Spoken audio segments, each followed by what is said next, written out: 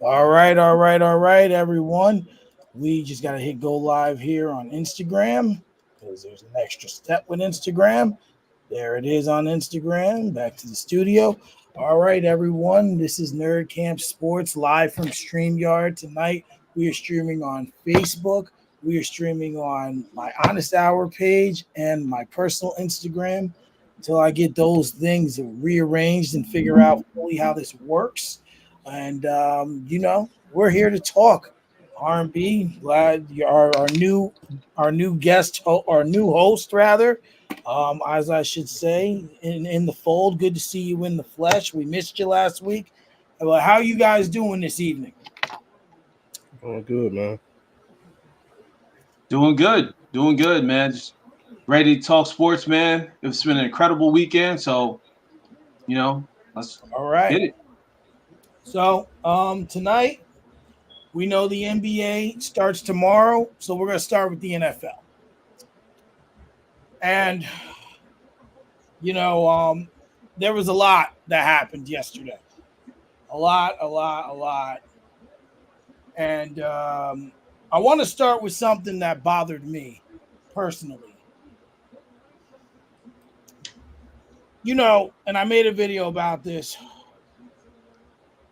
And, we never like to see players get hurt. We never like to see players get injured. And yesterday, Deshaun Watson ruptured his Achilles on a non-contact play. And the fans cheered. Now, I did say in my video that the same thing I just said is we don't ever want to see anyone get hurt. Well, for the team, this might have been the best thing that could happen. The same thing I just said is we don't ever want to see anyone get hurt. Well, for the team. Oh, okay. So that's just the thing. But for these fans, and we know Cleveland fans are some of the best fans in the world, right? Like, let's be honest. Their team went 1-31 over the course of 2 seasons. They had a parade for going 0-16 during that. These dudes is loyal. They are loyal fans. They are loyal people, right? So, for them to stand up there and cheer that someone got hurt, a guy that he's had his issues. There's no saying that he hasn't.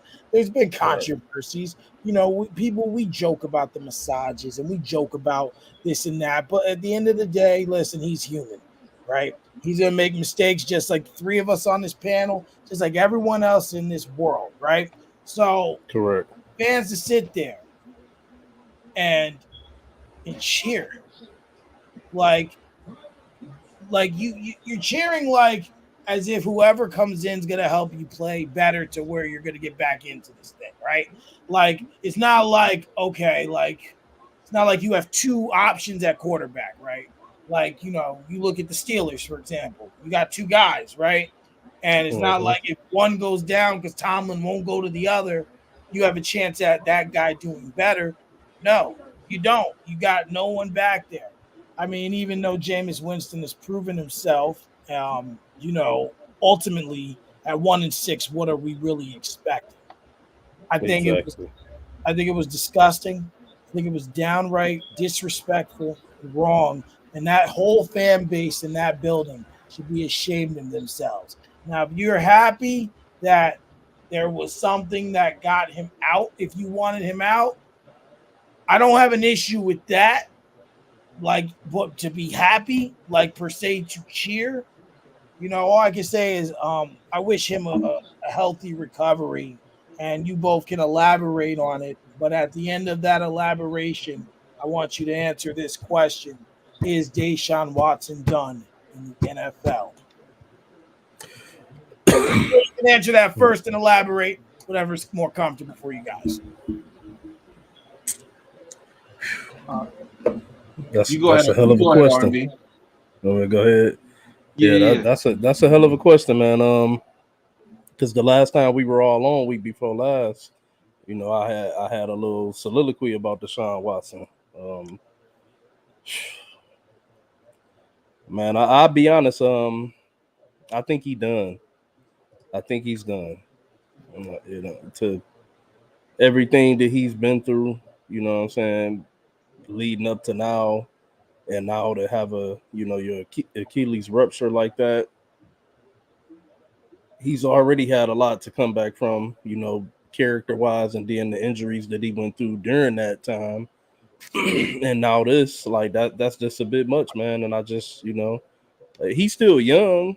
I'm not saying that he, won't be able to maybe be a backup on someone's team at some point if they're willing to bring him in to give him a shot or whatever the case may be. But as far as him being the Deshaun Watson that we all knew and loved from Houston, yeah, it's done. It's over with. I was holding out hope, but I think this was the final blow. As far as the fans booing him and everything yesterday, man, yeah, like that, it was classless. It's nothing worse than pouring on a man when he already down. That's just one of the most fucked up things you can do. You know what I'm saying? And then it did this the thing about it too that I don't think a lot of people really paid attention to. They were in Cleveland.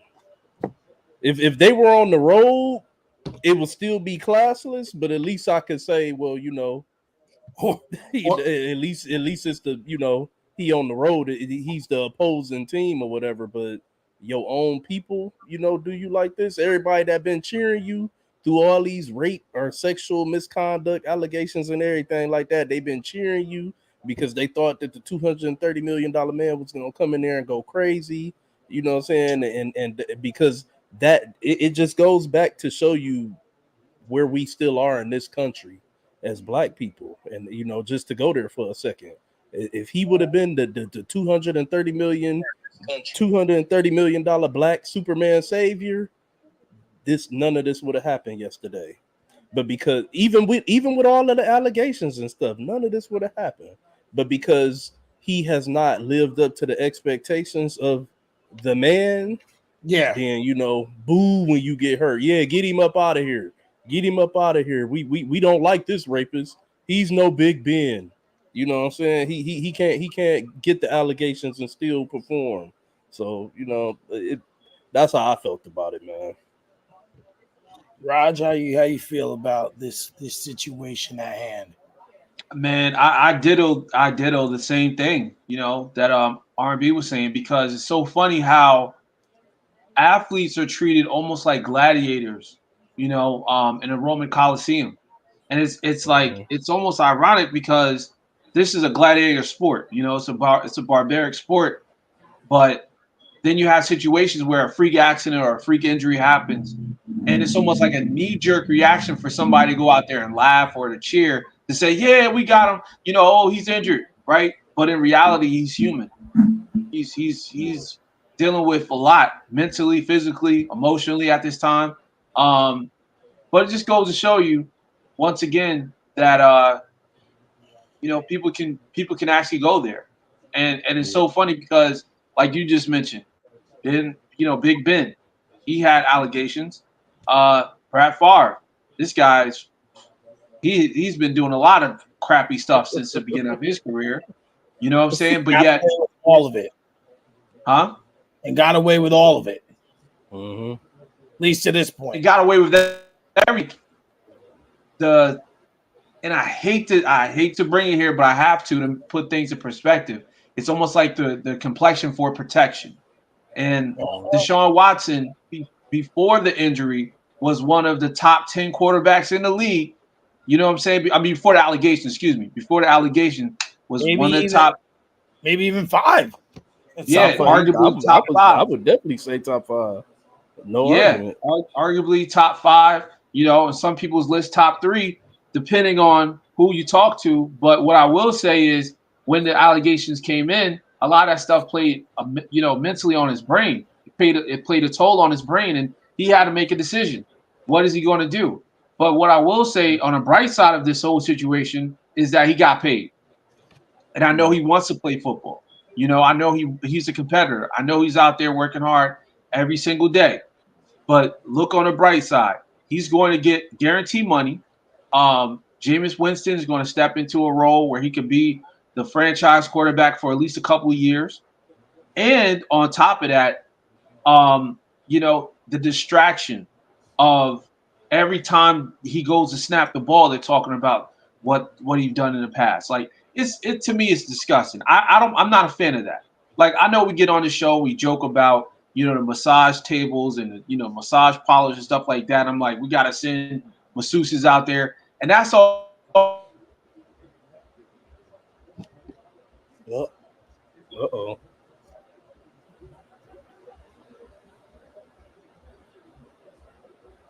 Pros on us here. Hold on. Oh, let's see. What's this do? Having some technical difficulties. Yeah. On his end there, might have to remove him from the stage and just tell him to rejoin. So, just yeah. Just like, uh-oh.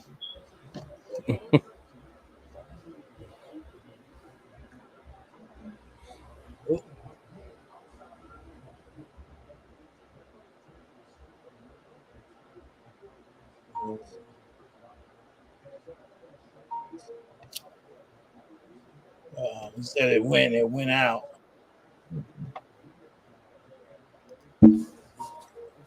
Copy.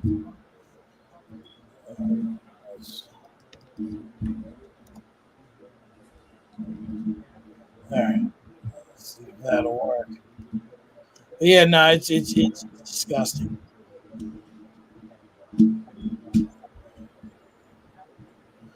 All right. Add his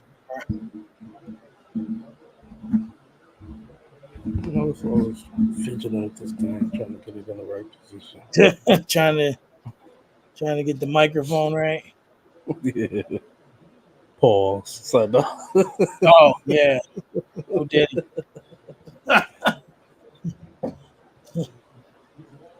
Oh man. Jesus.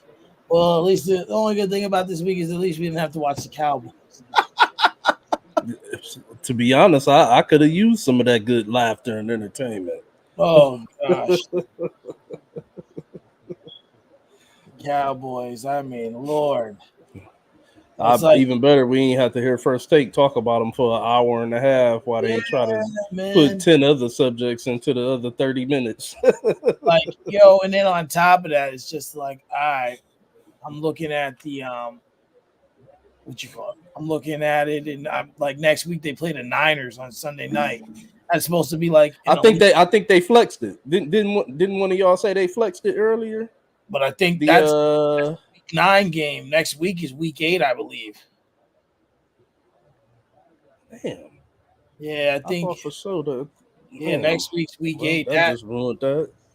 Yeah, next week, the Vikings and Rams on Thursday. Yeah, Cowboys and 49ers. 8:20. It's gonna be awful. I think the Vikings and Rams could potentially be. It could turn out to potentially be a decent game because I heard Cooper Kupp should be returning this week. Right. I still don't know how far away Puka is, but if Cooper can come in and make an impact this week, get Stafford somebody to throw to, it should maybe give us a little entertainment, or it could just be a blowout. I guess we just have to wait and see with that one. Absolutely. All right, Rod, you're back in it. You can keep going, bro. We're just trying to mull over some combo while you figured out or got back into it. Okay. No problem. Well, just real quick, just to put a bow on the conversation with Deshaun Watson. We just gotta just think about himself. Think about him as a man. You know what I'm saying? Before we think about just him as the athlete. And I think it's important for us to always keep that in mind because they got families too.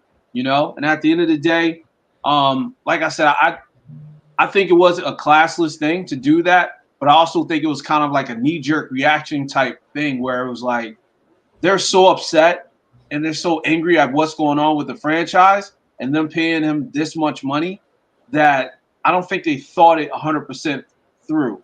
And you know what? Then again, they might have. You know what I'm saying? Maybe this has always been in the back of their mind. But I'm trying to give them the benefit of the doubt. It's unfortunate, but as far as his career, I think he's going to come back. I think a team is going to pick him up. Probably after a year, after this time, like a year or some change, and just give him a chance. Even if it's like a team like the Panthers, even if the Panthers give him a chance to, be a starting quarterback or something, they're going to pay him. He's going to get at least one more payday because he's still relatively young. Absolutely. Oh, I don't know what happened there. Did R&B go out? Yeah, yep. He was looked Ah. like he was doing something. It says he's still here on the stage, but I made something with his camera. Oh, okay. Yeah, it says they need to connect their mic and camera. So yeah, that's gonna be interesting in a sense. Well, I guess we can you talk about a lighter topic till he comes back in. Okay. I mean, I guess it's not light, but he could come in and add to this. Yesterday, you know, uh, the Chiefs found a way to win that game. Um, I can't say that they won it themselves, but they're 6-0. Yep. They're 6-0. I believe now they are the only undefeated team left in the NFL. Mm-hmm. And Travis Kelce didn't do anything, literally. And I'm just like, like we know the Niners are beat up. They don't have McCaffrey. They didn't have Debo. They lost Ayuk. Yep. And by the way, Debo is now he has pneumonia in his lungs. Hospitalized. It just came up here on my phone 2 minutes ago. But the thing is, like, you can't doubt this team still. Like they're not like because the thing is, it's not like how can I put this? Like, do they look like they're having that overhaul of dominance? No. But I think they're dominating in another way because even though they're not blowing teams out and it's staying close, they're playing a different type of football. And I think we've come so accustomed to them doing what they do is like people forget Pacheco's hurt. Mm-hmm. Brown was supposed to be their deep threat. He got hurt, gonna miss the whole regular season at minimum. Rice is hurt. So now you look at what's left, you have 87, but it seems like he's planned for or he just doesn't have something. Something's not right with him. I just don't know what's missing from him. But it's definitely something that something different. And they've done what they've had to do. They've done what they've had to do to win games. Mm-hmm. And now you look at them at 6-0, and next week they play the Raiders. Um, we gotta look at it for what it is. Regardless, this is still a scary team, and we know once midseason comes, this is gonna be a whole nother team. And these guys didn't have season-ending injuries outside of Hollywood Brown. Pacheco's gonna come back. Rashee Rice is gonna come back. Oh, and then Juju Smith-Schuster was hurt yesterday, I believe, too, with a hamstring. He was. So I guess it's fair to say they were almost on like a level play.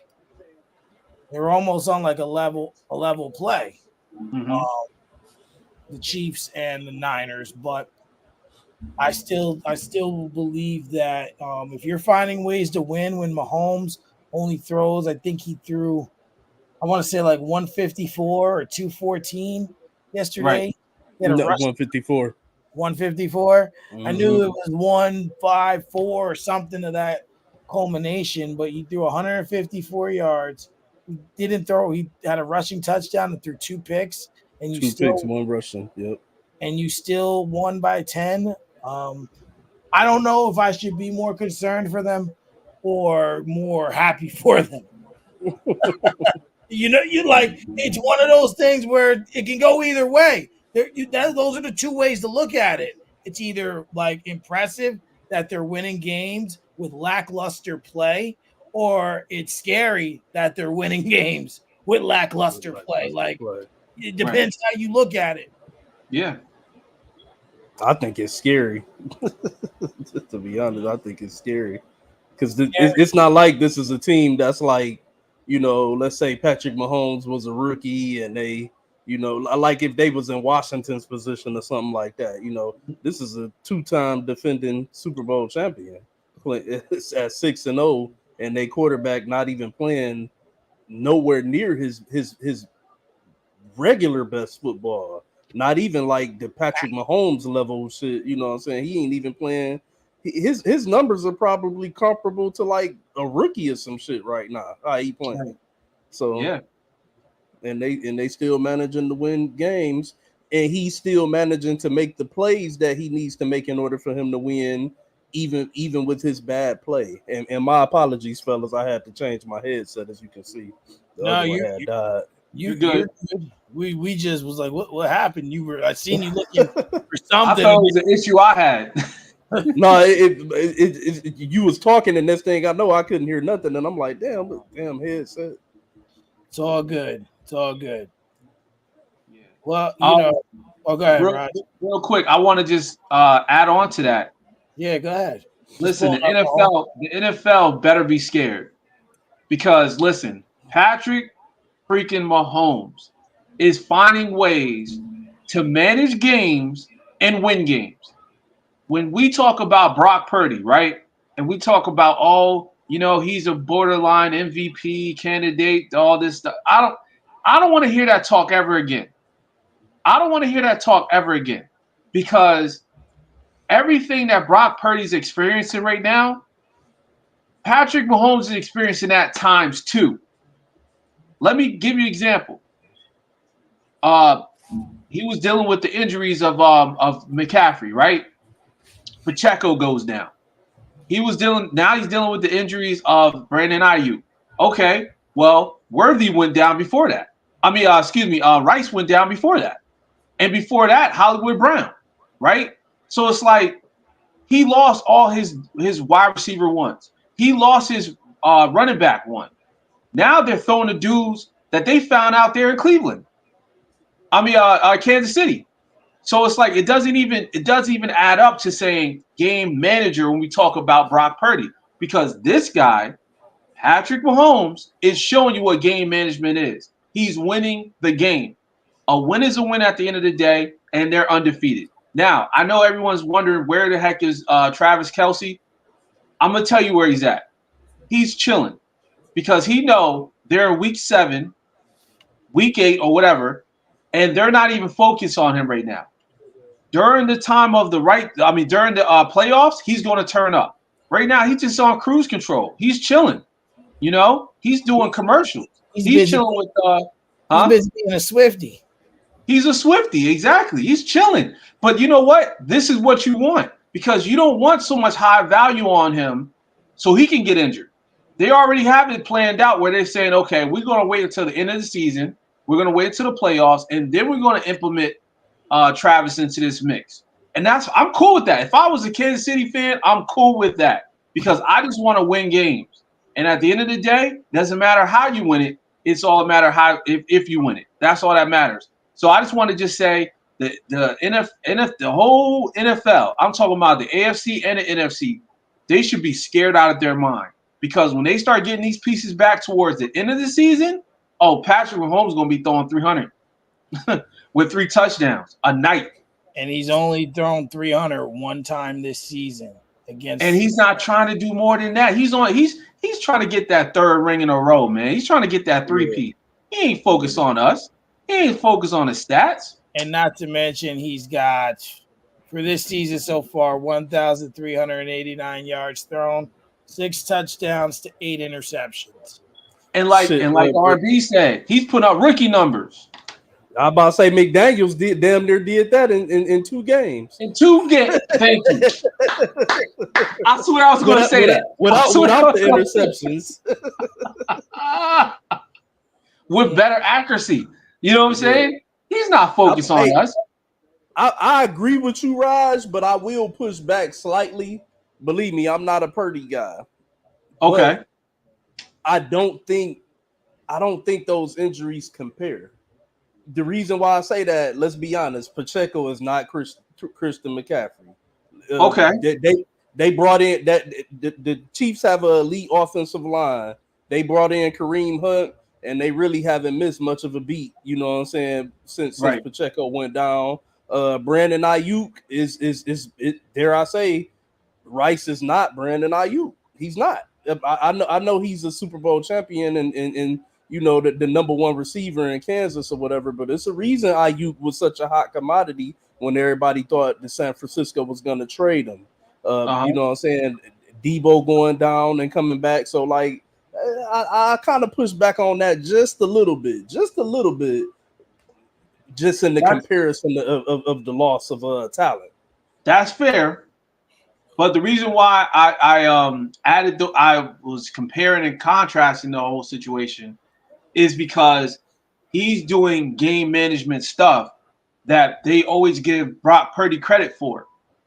So regardless who's on the field or how great they are on the field, he finds a way to win the game.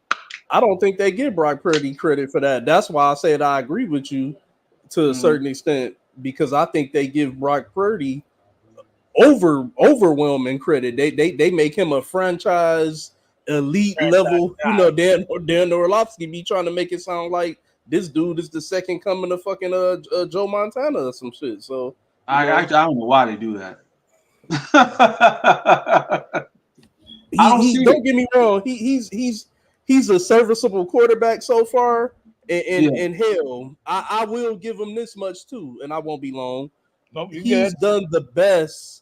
He's done the best in that Kyle Shanahan system than all of the other quarterbacks that we've seen come and have success, go to the Super Bowl or go to the NFC Championship and lose. He's done the best out of all of them. So I will give him that much. But he still is not that elite level talent where he raises the talent around him. The talent around him raises him. Right. Right. And one more thing I want to add in. Kansas City got their number. I mean, I don't know how many wins in a row since Patrick Mahomes been playing for them against the 49ers, but it seemed like every time they play against the 49ers, they win. You know, even with a depleted team. You're looking at a team. I mean, I can't even name the wide receivers that was on the field yesterday. Like, I know Worthy was out there, but that was it. You know, he was throwing the dudes that they found out in Kansas City. It was like, yo, they went out to Walmart. It was like, yo, can you catch? Yo, come with us. Get on a plane. We about to go to San Francisco real quick. Go, because, like, I don't know. I mean, do you guys recognize the wide receivers? I don't know any of them. On Kansas City? Yeah, last night. Who played last night? Because I was looking for Juju. He wasn't there. Juju went out. Yeah, he went out. He was out. Worthy was on the field, but the rest of those dudes, like, he was just throwing random dudes. I'm like, who are these guys? You look at this. I'm looking at something now. Here is all the Niners injuries: Javon Hargrave, triceps; Jawan Jennings, hip; Jake Moody, ankle; Dre Greenlaw, Achilles. I totally forgot about him. I can't pronounce this guy's name here. I don't know if you guys can see him. Is that Fred Warren? Talana. Oh, I don't know. Wrist injury. Hafamu, is that the linebacker? Hafamu, yes. There we go. George Kittle, foot injury. Debo, hospitalized in pneumonia. Ayuk, knee injury. McCaffrey, Achilles. Snake bit. Yo, they got snake bitten this year. And it's rough. I hate to say it. I don't even know if Mahomes could go and say that shit. Think about it. Think about it. If he's playing as bad numbers wise right now as he's playing in Kansas, then I don't think he would do too much better than what Purdy doing in San Francisco right now No. with all of those injuries. Which I think that kind of proves my case that their injuries are a lot worse than the Chiefs. Oh yeah, well, when it comes down to talent, yeah, absolutely. Because like you said, missing Brandon Ayuk is like that's one of the top receivers, you know. And if Brock ain't got him at least on the field, he don't really got a chance to win. Especially he's missing him and McCaffrey. Like you got the two top I positions. about to say I think McCaffrey is the biggest blow because Oh a yeah, running back is a that was a quarterback's death best blow. friend. Yeah, that was a death blow. But he's coming back. He's going to play. He's probably going to be there. What week are we in? 7 or 8? On the We in 7. You said going to 7 because we're I just seen a report that say No. he not playing Sunday. I think Why not? They said he was might in not be practice. playing. Kyle said he might not be playing. Oh, they're trying to baby him. I mean, I'm not saying they're not supposed to, but let him get some snaps, man. But Bring you him got back to remember, slow. Christian McCaffrey did have an injury history going all the way back to the Cam Newton Panthers. You know what I'm saying? He was in and out of the lineup a lot even back then. But see, yeah, you're right. But in that situation, he's what, 28, 29? Somewhere up in there. You know what they say about running backs when they hit 28? They fall off the cliff. So I'm not surprised. Yeah. I'm just disappointed that if he's healthy, if he's able to play, they're not getting him back in the fold slowly, because I feel that would be the best way to approach it instead of babying the injury, because you don't want him to go out there and then of course run around and then get hit and then next he's sitting out for the rest of the season. You want him to kind of like work himself into it, get him into it a little bit. Pretty much. So now, yesterday, the Texans and the Packers. That was a game. This one was this one on paper. That boy showed up. On paper, I knew was going to be one of those special games, and I'm trying to pull up the stats. Here. Boo that. Not being stupid and not letting me do it from where I was. So, yesterday, Jordan Love, 220 yards, touchdowns, 2 picks. Maybe not the cleanest game, but you got the win against, Houston, where CJ Stroud only threw for 86 yards. 86 yards, no touchdowns, no interceptions. It seemed like to me that Green Bay's defense is wildly underrated. Yeah, I think people starting to notice it now. You're picking up on it.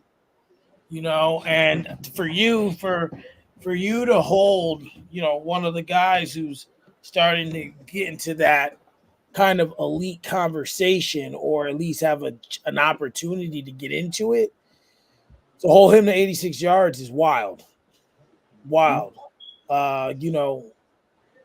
It didn't translate. They found other ways to score points, and it was a battle.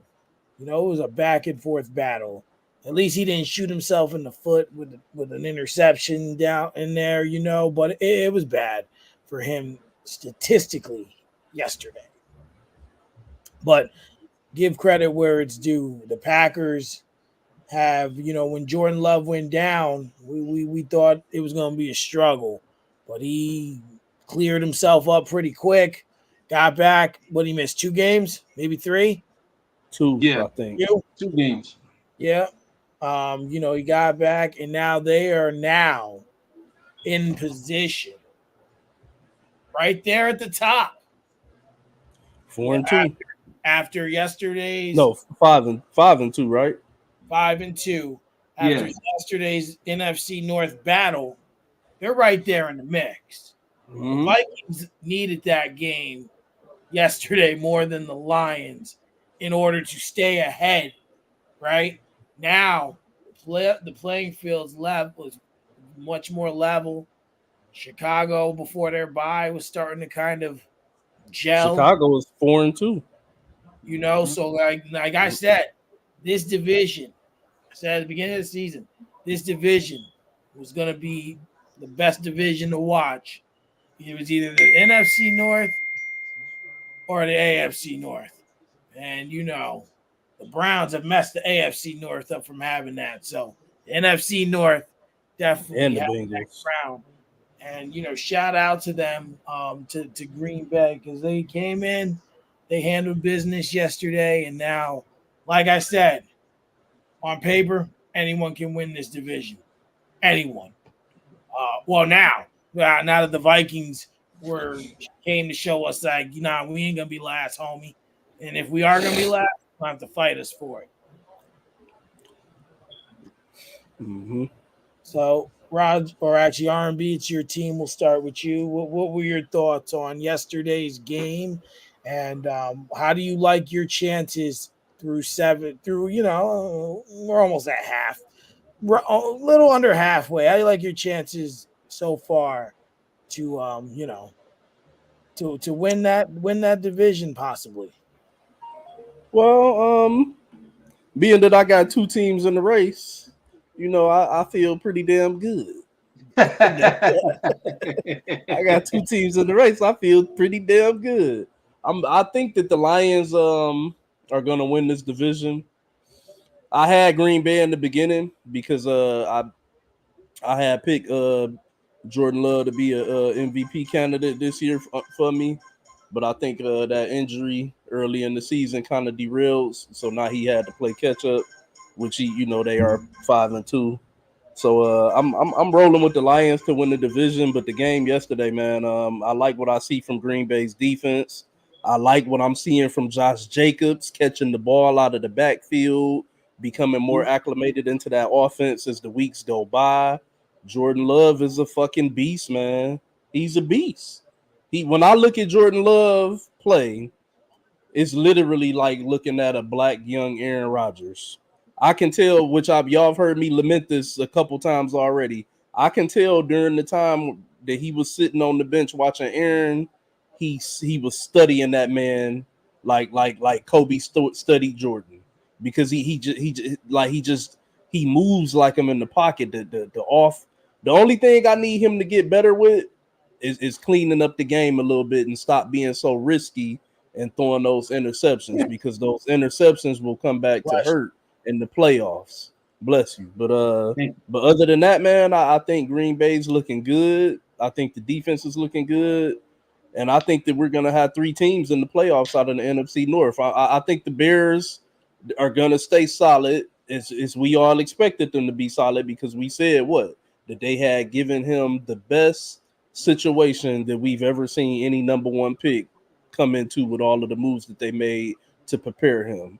But he's still a rookie. It's still a young team. They still, I would probably say, are the fourth best team in the division, and because of that, it's just not their time. And I think they will be the ones left on the outside looking in with a possible over 500 record, but still outside looking in.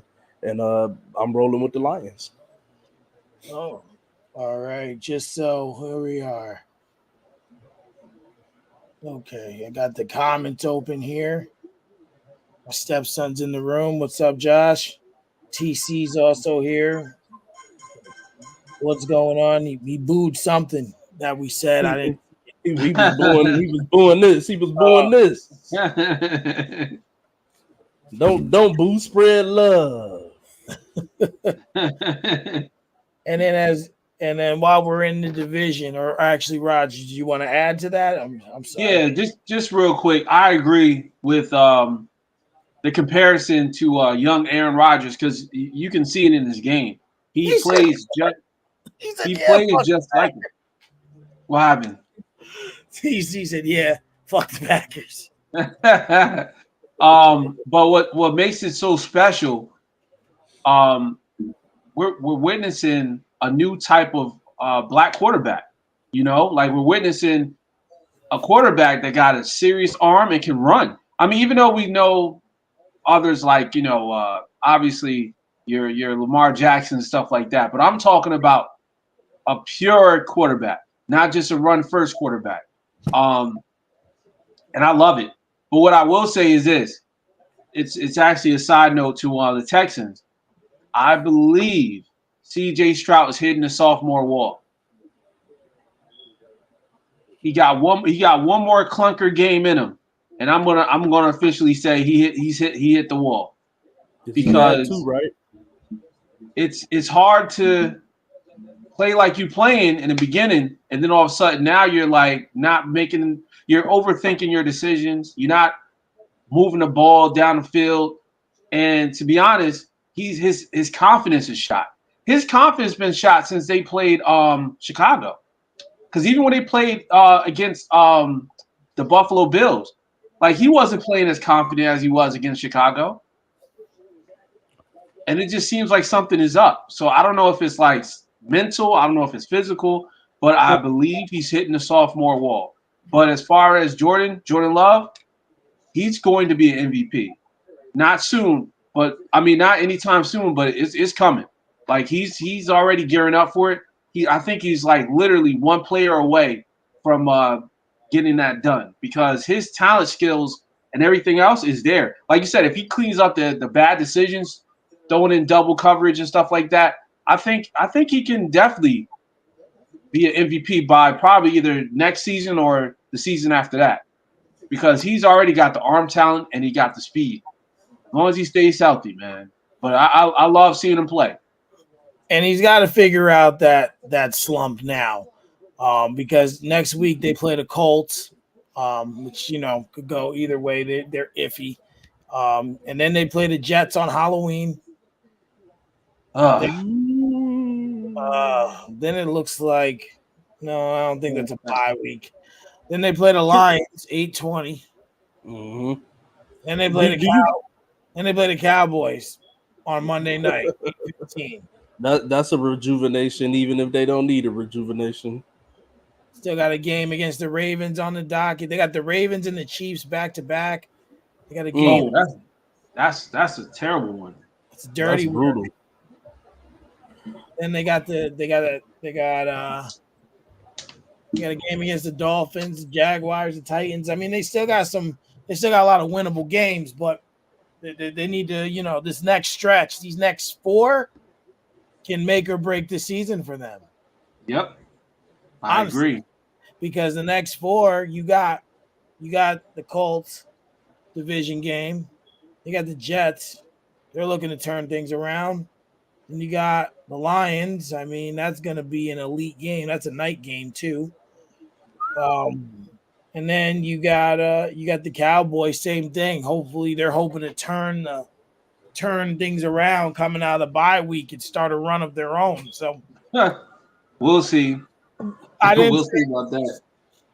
But Raj, do you think that he's really hit a sophomore slump wall, or would you kind of want to attribute some of how bad they've looked at times, because they haven't looked horrible. They still a winning team to all of the injuries that they've sustained so far this year. One being Nico Collins, who some have coined as one of the best wide receivers in the league after the year he had last year. Yeah, and how he started out before he got hurt. Lead in the league too.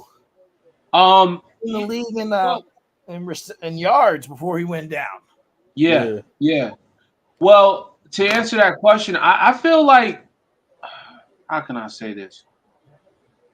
I think he's either one or two more games of seeing like clunker games. Like I said, some bad games. He's not turning the ball over, which is a good thing. You know what I mean?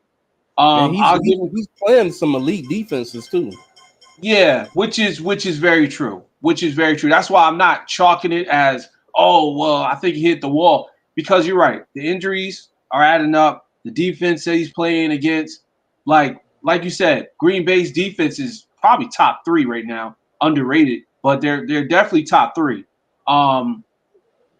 But I do feel like it's a lot of mental. Like I think it's more mind than anything. Like if he does this again, who do you got next, Mike? Who do they play again?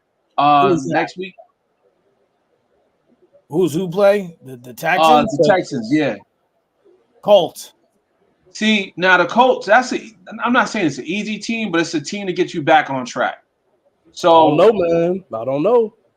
I don't because Anthony Richardson, we know he's up and down, but he's shown that he can be elite. And let's be honest, even if Flacco's in there, Flacco's shown that he can ball with this team as well, just like he did with the Browns last year.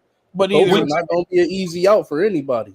Which is true. I'm not saying they're going to win. What I'm saying is getting his game back on track.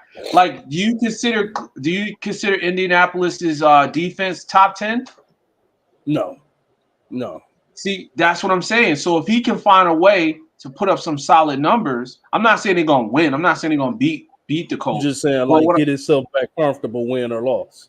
Yeah, like put up 200 like you were before you lost Nico. And I think it's also like the personnel too. Like he's got some great talent around him. He got Stephon Diggs, he got Tank Dell, but he's not using them. Like he's not like I don't know if it's a personality thing, but Stephon Diggs don't fit, man. That's my next question for y'all. How long is it gonna be before we get a Stephon Diggs outburst on the sideline or he cuts Stroud out? I need to know. Is it coming next week? Is it next week? The Colts. I'm like, it got to be coming at some point. He was almost doing it this week. Yesterday, he took it off on the Packers this week. Right. Yeah. That's what I'm saying. So next week he's gonna take it out, or he's gonna take it on CJ. And I honestly think there's some dissension in the locker room. That's what I'm saying. If they can't figure it out by the Colts game, like next week, I'm telling you, it's gonna be a problem. You're gonna see a decline in the morale. But to fully answer the question, I think next week says a lot. Like I don't know if they're gonna win or lose, but I need a close game. I need a game that he's putting up 200 plus yards. I need a couple touchdowns, 1 or 2 touchdowns, maybe. You know what I'm saying? And I need him to play with confidence, like he did when he played against Chicago. Like he was lighting it up. Mm-hmm. But once again, Nico Collins, like that plays a role. But you got Stephon Diggs, you got Tank Dell. What more you need? Yeah, I mean, and Nico Collins, and they got Joe Mixon. You got Joe Mixon. Like I feel like they got a squad that can win games. But hold on, Joe was hurt. Don't forget, Joe was hurt. Joe just came back. What week before? What last week or last week? They can win games. I like I said, I just feel they just in a slump. But we'll see what happens. I do feel they missing Nico more than anything, man. That dude, he's like. My bad. Go ahead. No, I'm gonna say he's like their savior when it comes down to offense. That's it. I was just gonna say, and we also have to take into account that this year they're the hunted. They're not the hunters. Last year they caught everybody off guard. This year everybody ready for them, and they still have a winning record. So that kind of attests to something. Well, that's another thing. That's why I mentioned the sophomore slump, because that comes with it. Mm-hmm. Like when you catch them off guard, like you like what's the name? What's my man's name? Jaden Daniels, right? Like nobody expected him to be as hot as he is right now. But I guarantee you, next season his numbers are going to take a dip. I'm not saying he's going to be bad, but he's not going to be able to put up the numbers he's doing right now because they haven't seen this before. They haven't seen that, so they're getting used to his game plan. They're preparing for him next season. So man, I don't know. We'll see what happens next week. It's going to be a very important week for the Texans. So how does that game or Green Bay's win and Chicago's doing? How does the battle of the NFC North yesterday affect that? Vikings went in undefeated. Now the Lions rightfully are the division leaders, right? Yep. That game changes the perplexity of that whole division, right? So Mhm. how does that? What were you guys' thoughts on that game? And is this the key to the Lions maybe separating from the rest of the pack, or do you see it still staying close till the end? I personally think it's going to stay close. The Lions can separate. I just don't think it's going to happen. Personally, Mhm. Um, just to answer real quick, I'm gonna be very quick with it. I think that game was a very telling game. That was a very important game for the Lions. That was a very important game for Dan Campbell because if they lost that game and the Vikings went 6-0, like that's gonna be an uphill battle because you gotta think about it. Even if it comes down to a tiebreaker, and you're like, okay, who's gonna win it? Who's gonna win the division? Is it gonna be the Lions or the Vikings? They got one up, like they Yeah. got that win. So the fact that the Lions got that win and in a fashion where it was like it was very close, came down to Mhm. what, a field goal, right? Yes, sir. So it goes to show you it could have went either way. And at this point, they're the best team. I'm being honest. Outside of Kansas City, like in the NFC, the Lions are the best team, and they proved it There last you night. go. There you go. They proved it because remember we had this discussion last week. We was talking about who's the best team. We was like, oh, is it the 49ers? Is it is it the Lions? Is it the Bucks? They prove they can go toe to toe with undefeated teams and win. Find ways to win. So that's all I'm going to say about it. I think it's going to come down to at least one or two games, and if the Lions keep doing what they're doing, they're going to win that division. And if they win that division, they're going to go to the Super Bowl. That's my prediction with the NFC because they're doing better than any team in that whole entire conference. TC said, "Go Lions! It's still close. It could be still be the same. We play again at the end of the season." Yeah, we do, but Right? we on the But tiebreaker it's a right now. it'll be a tie. It Yeah, won't be a, you know what I'm saying? Like it's one thing to lose. I mean, it's one thing to win and you got one up on them, but it's another thing to tie it. Like either they're going to tie it or they're going to win the whole thing. yeah. This the thing about it too, Raj. I'm gonna go a little bit against you. I think Minnesota needed that game more than the Lions did. And the reason Mm. why I say that is because dating back to last year, they haven't beaten us. Jared Goff, dating back to last year, is 3-0 against Minnesota. Oh One win wow. at home, one win being in Minnesota, and now another win being in Minnesota this year. So you just lost three straight to this team. That's Mm. not what you want to do. You don't want to lose three straight dating back, and this is the team that knocked you off of the division the year before as well. So Right. you know what I'm saying, and now you're in the thick of it with them this year versus last year. You want to stay competitive. So I think that the Lions had. I'm not gonna say that they didn't really care to win or anything like that, but I think that they could have taken a loss yesterday and still not not it wouldn't have been a shot in the foot because I still believe that they would have had full confidence that they could still go to Minnesota and win a playoff game if they had to or whatnot. Now, don't get me wrong, they definitely did, needed and could use the win by far. Don't get me wrong. I just felt like Minnesota just kind of needed it a little more to prove something, being the undefeated team, but not the team that went to the NFC Championship last year. So Right. I think the Lions are the best team in the NFC right now. And I think that they are going to win the division, as I said earlier. And I think that they are going to go to the Super Bowl this year, especially with the 49ers looking the way that they look. The only obstacle that I see in our way is a team from the NFC North, and that would be the Minnesota or Green Bay. Other than that, I don't see anybody else knocking us off in the NFC. Would you also consider, and this is kind of fitting into our conversation, but would you also consider the Eagles as like competition for NFC? Of course, because of their talent, but the way that they're playing right now, I just don't. Yeah, they did what they were supposed to do to the Giants like yesterday. Don't get it twisted. But Right. let's be honest, with all of the talent that the Eagles have, they should be right there where the Lions and the Vikings are at It's 6 true. and 0, 5 and 1 or whatever, and yet they're sitting here at what 4 and 3 or 5 and 3. Yeah.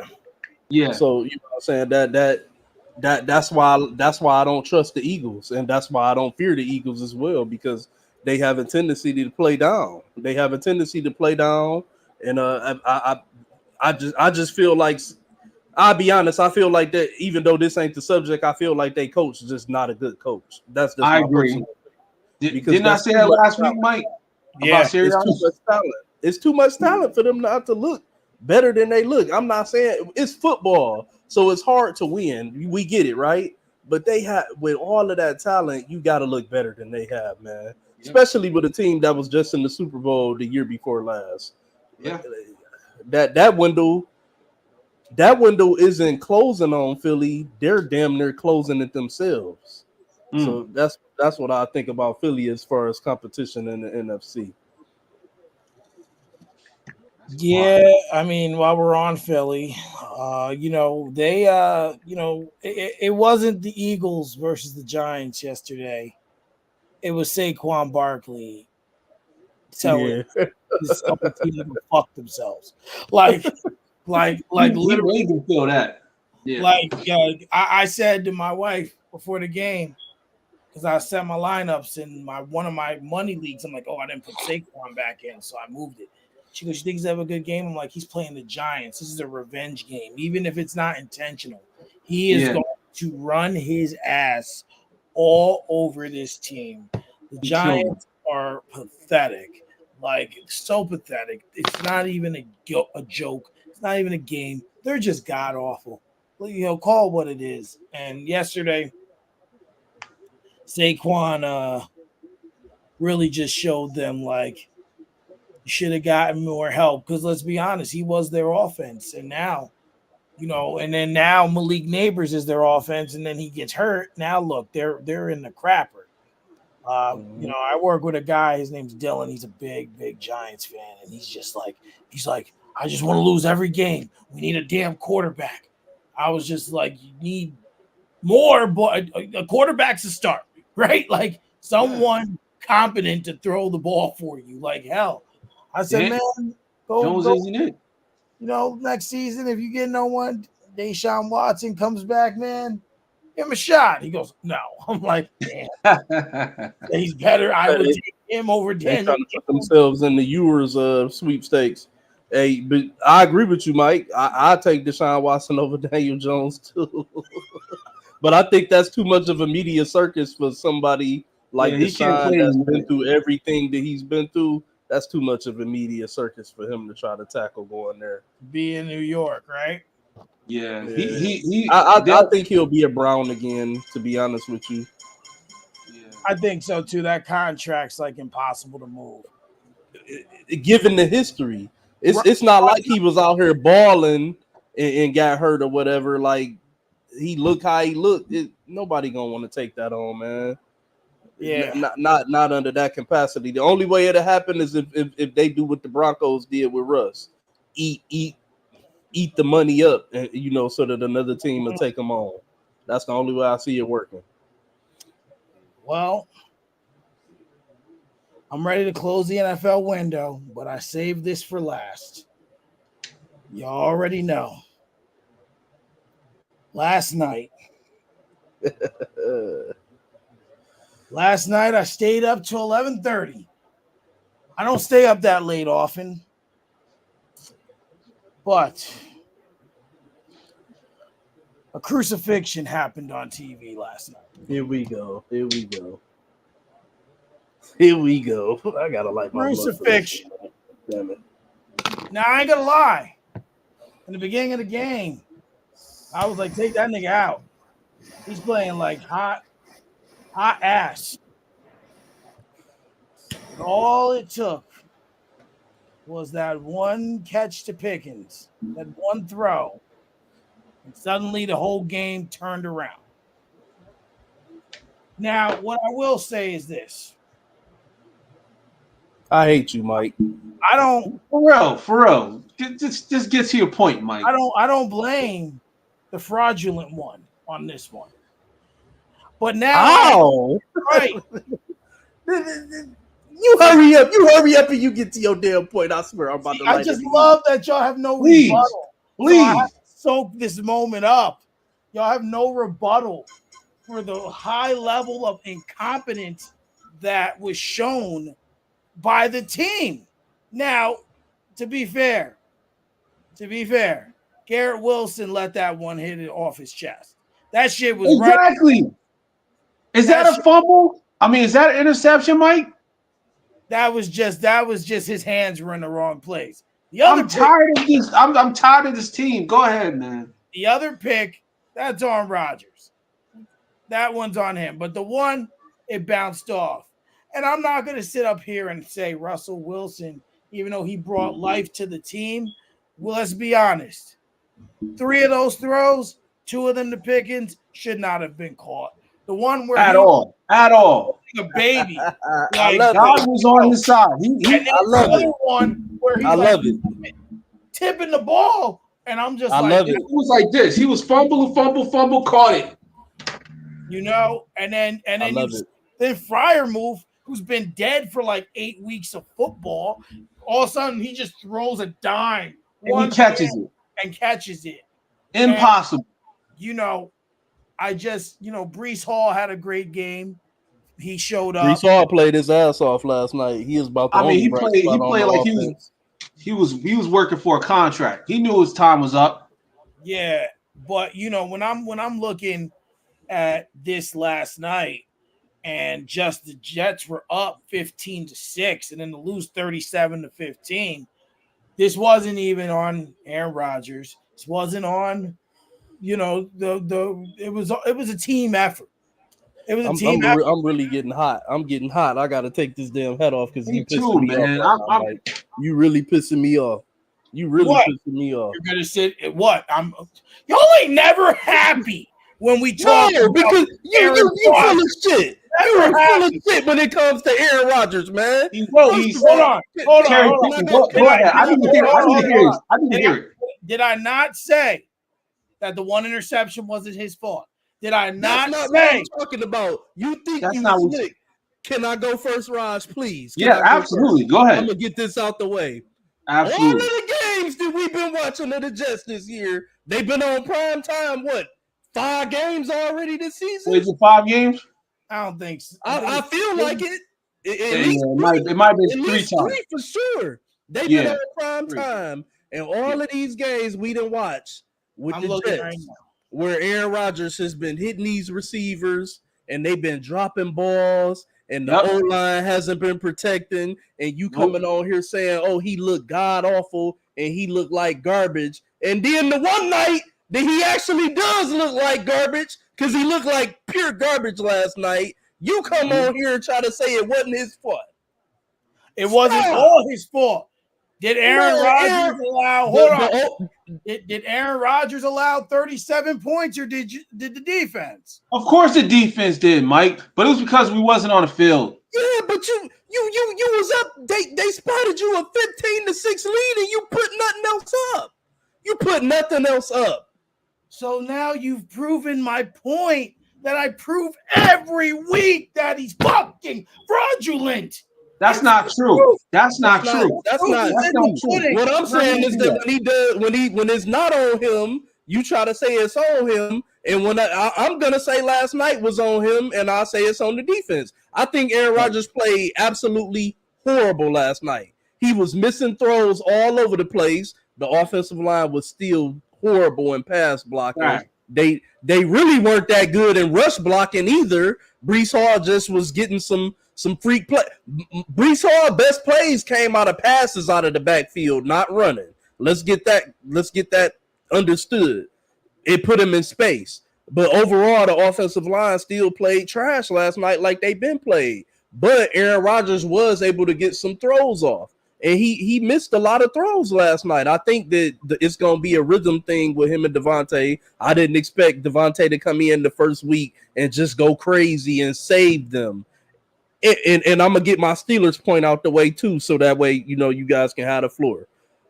I told you what this offense could possibly be with Russell Wilson instead of Justin Fields. I've been preaching this. I think me and Stephen A. Smith have been the only two people preaching this since damn near week 2 that Russell Wilson still deserves a chance to show what he can do in a Pittsburgh uniform. Reason why I kept telling you that, I see a comment in here last night.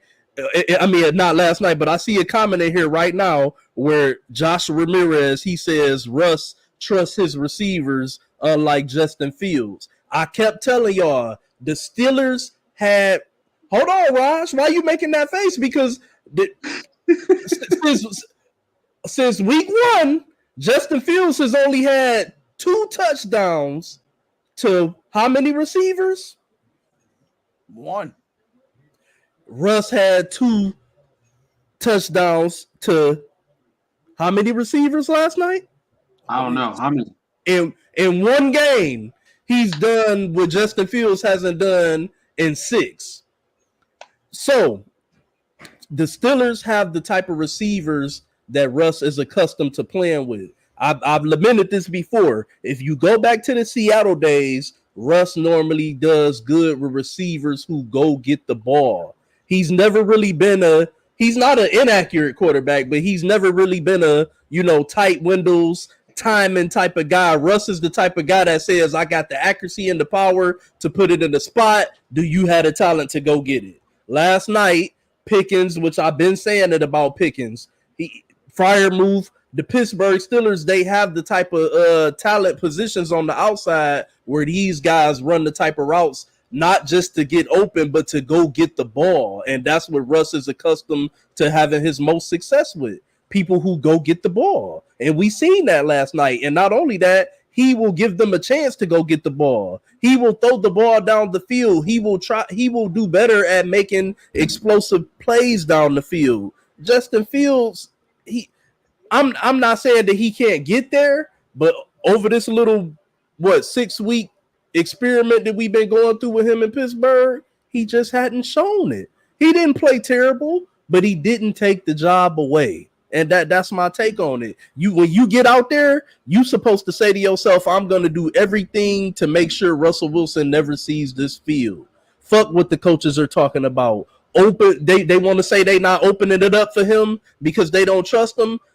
I'm gonna make them trust me. Open that bitch up. Let me do what I do. Give me a chance. It must be something there that they were seeing in practice that they just didn't trust it to open it up. And Mike Tomlin did what I knew he was gonna do. I knew it was coming. There's no way you're not gonna win. His job is on the line. They not talking about it, but I believe Mike Tomlin's job is on the line this year if they fuck around and miss the playoffs or go to the playoffs and get booted in the first round again as a 9-8 team or some shit like that. So this had to happen. This move was imminent. Well, the other thing before Rods jumps in is they needed to know what they had before the hard part of the schedule comes. Because next week they play the Giants, which should get them to 6-2 before the bye, which is where you want to be, right? You want to be 6-2 because after the bye, you come out, you play the Commanders, which will not be an easy game. For years, that was a chalked up win on paper. That's not an easy game. You still have 6 divisional games remaining left. Yeah, the Browns may not be much, but you know what? I don't take no divisional game for granted.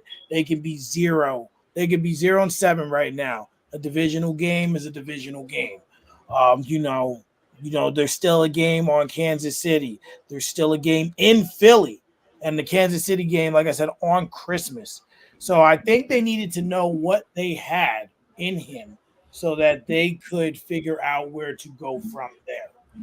I think they already knew. Well, yeah, but let's be honest, because before that catch, Justin Fields was on the side warming up with a helmet on. He sure was. He had a helmet on. They were already talking about having them in certain packages anyway. But yeah, he was on the sideline warming up. But like he was warming up, Russ had to warm up too. And we see how it looked once he finally got hot. That's a good point. I give you that. Raj, go ahead, bro. I know you All got. right, let me just I'm gonna start off with the Jets. All right, I'm gonna start off with the Jets, and then I'm gonna work my way to the Steelers. Be easy on him, Raj. Before he know not what he do. It's Yeah, fine because you already did the bulk of it, which I couldn't have said better. But what I will say is this: Aaron Rodgers is 41 years old. He's 41. Okay. At this point, we cannot expect him to be Aaron Rodgers 5 or 10 years ago. So if we see some overthrows, if we see some underthrows or whatever, that's expected. But what makes me upset about this whole situation with the Jets is that our wide receivers cannot catch the ball.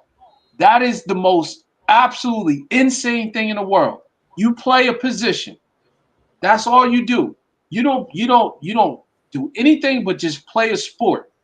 And you get paid really good to play this sport. You get paid really good to play a position, which is called wide receiver. And you can't catch the ball? I watched Devontae Adams drop a ball yesterday that was literally handed to him. Okay? He dropped the ball. Then you go and see Wilson, right? Ball lands in his chest, flips out, interception. Mike Williams, garbage, bro. He should go to the UFL. He's trash. Okay? He lost his steps. He don't know where he's going. You don't gotta talk about me on screen like that, bro. Damn. Well, not you. You know, the guy wearing the Jets uniform. I can't stand that guy. Okay, I wish they would just cut him because he's a disaster. Okay, Chargers want him back. Huh? Chargers want him back, from what I was reading earlier. They can have him. They can have him. We don't want him because he's a disaster. Now, as far as the run game, that run game wasn't there. But guess what? Brees Hall showed us another side. He can catch the ball and he can run it. He got 111 yards. Okay, He tore it up. He was a top wide receiver, even though he plays running back. So I bring this up because there's two folds to it, Mike. There's the side of our wide receivers can't catch, and then there's the side that Aaron Rodgers is 41 years old and he's pretty much an old geezer in the game of football. Okay, so he's stuck in his ways. Now, can they get back on track? It's possible they could, but as long as the defense is playing as crappy as they are, there's no point of even showing any type of offensive prowess because guess what? It doesn't matter. We could go up 50, and the team that's playing us is going to score 51 because the defense is horrible. Now, going to the Steelers. Let me say this, and I want you both to hear me loud and clear. Tomlin is going to lose his job. And I'm not saying it's going to happen because of the record, but it's going to happen during the damn playoffs. And I'm going to tell you why. Because I was told if you got two quarterbacks, you got zero quarterbacks. And at the end of the day, we're just one bad game away from Tomlin losing his damn job. Because Justin Fields have lost complete confidence. And they lost complete confidence in him. And that's terrible because for them to get to the record they got, it's because of him. Regardless if he's throwing the ball down the field or not, he's playing his type of ball. And he's winning games. And he's finding ways to win. Now, you got Russ out there. And yeah, Russ played terrible in the beginning. But then all of a sudden, God just shined a light on those wide receivers. And they caught, what was that movie? Angels in the Outfield, they start catching passes like that. Okay? I've seen some stuff I've never seen before. He said Angels in the Outfield. Angels in the freaking outfield. And you know what movie I'm talking about. That damn movie. And they catching the balls all flipping all over the place, and he catches it, and then he goes for 50. Listen, that's not going to happen next game. In fact, I won't be surprised they lose against the Giants because Russ is going to be Russ. This is the same dude that had the freaking Subway commercial that he had the sandwich that said dangerous. Okay? This man does not scream dangerous to me at all. And I know for a fact he's a clunker game away from Mike Tomlin being on a hot seat. And when they get to the playoffs, they're going to have to face reality. And reality is they don't have a quarterback. They only got one opportunity to win, and they don't have a quarterback. So if they go to the playoffs and get knocked out first round, it's over.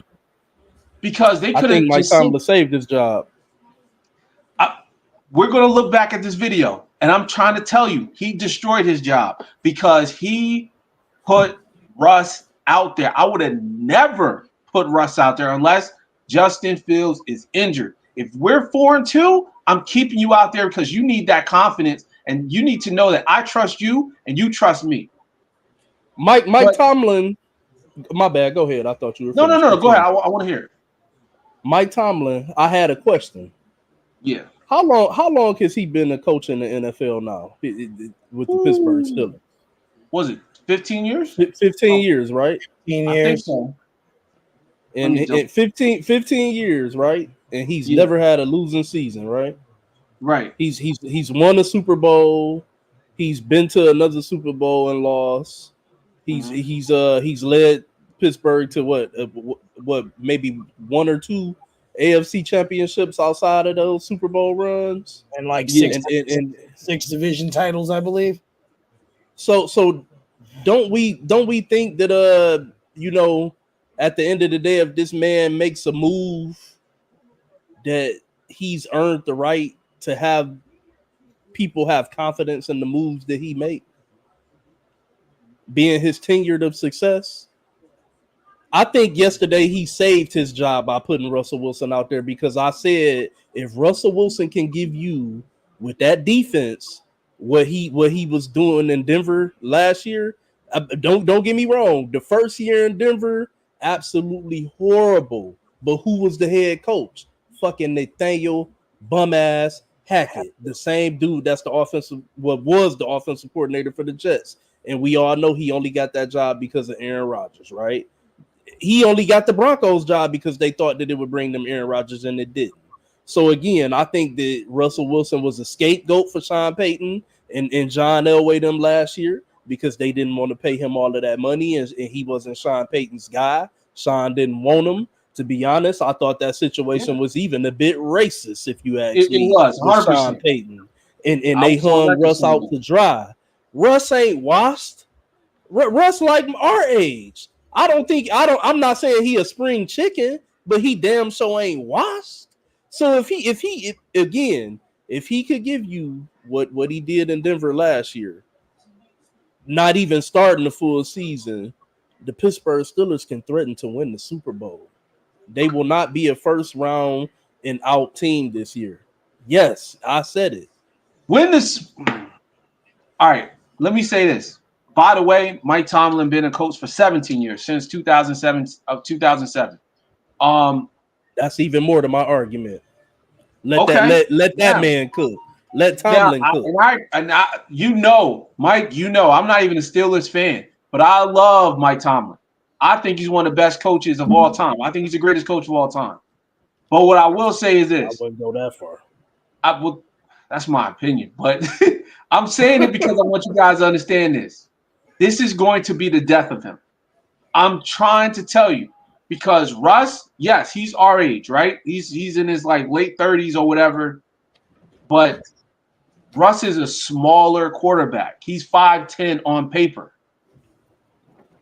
Justin Fields, I think, is 6'3". Right. And but hold on. I'm saying this because before, see, Russ's gift was his speed.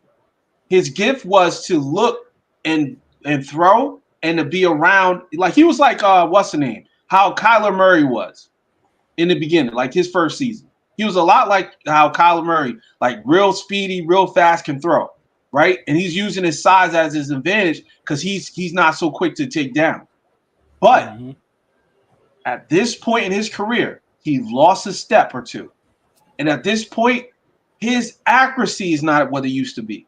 So if you're taking his best assets away and you're just putting good wide receivers there, that's not fixing the problem.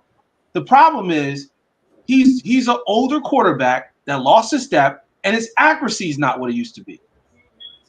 So But what did he look like last night from the second quarter on?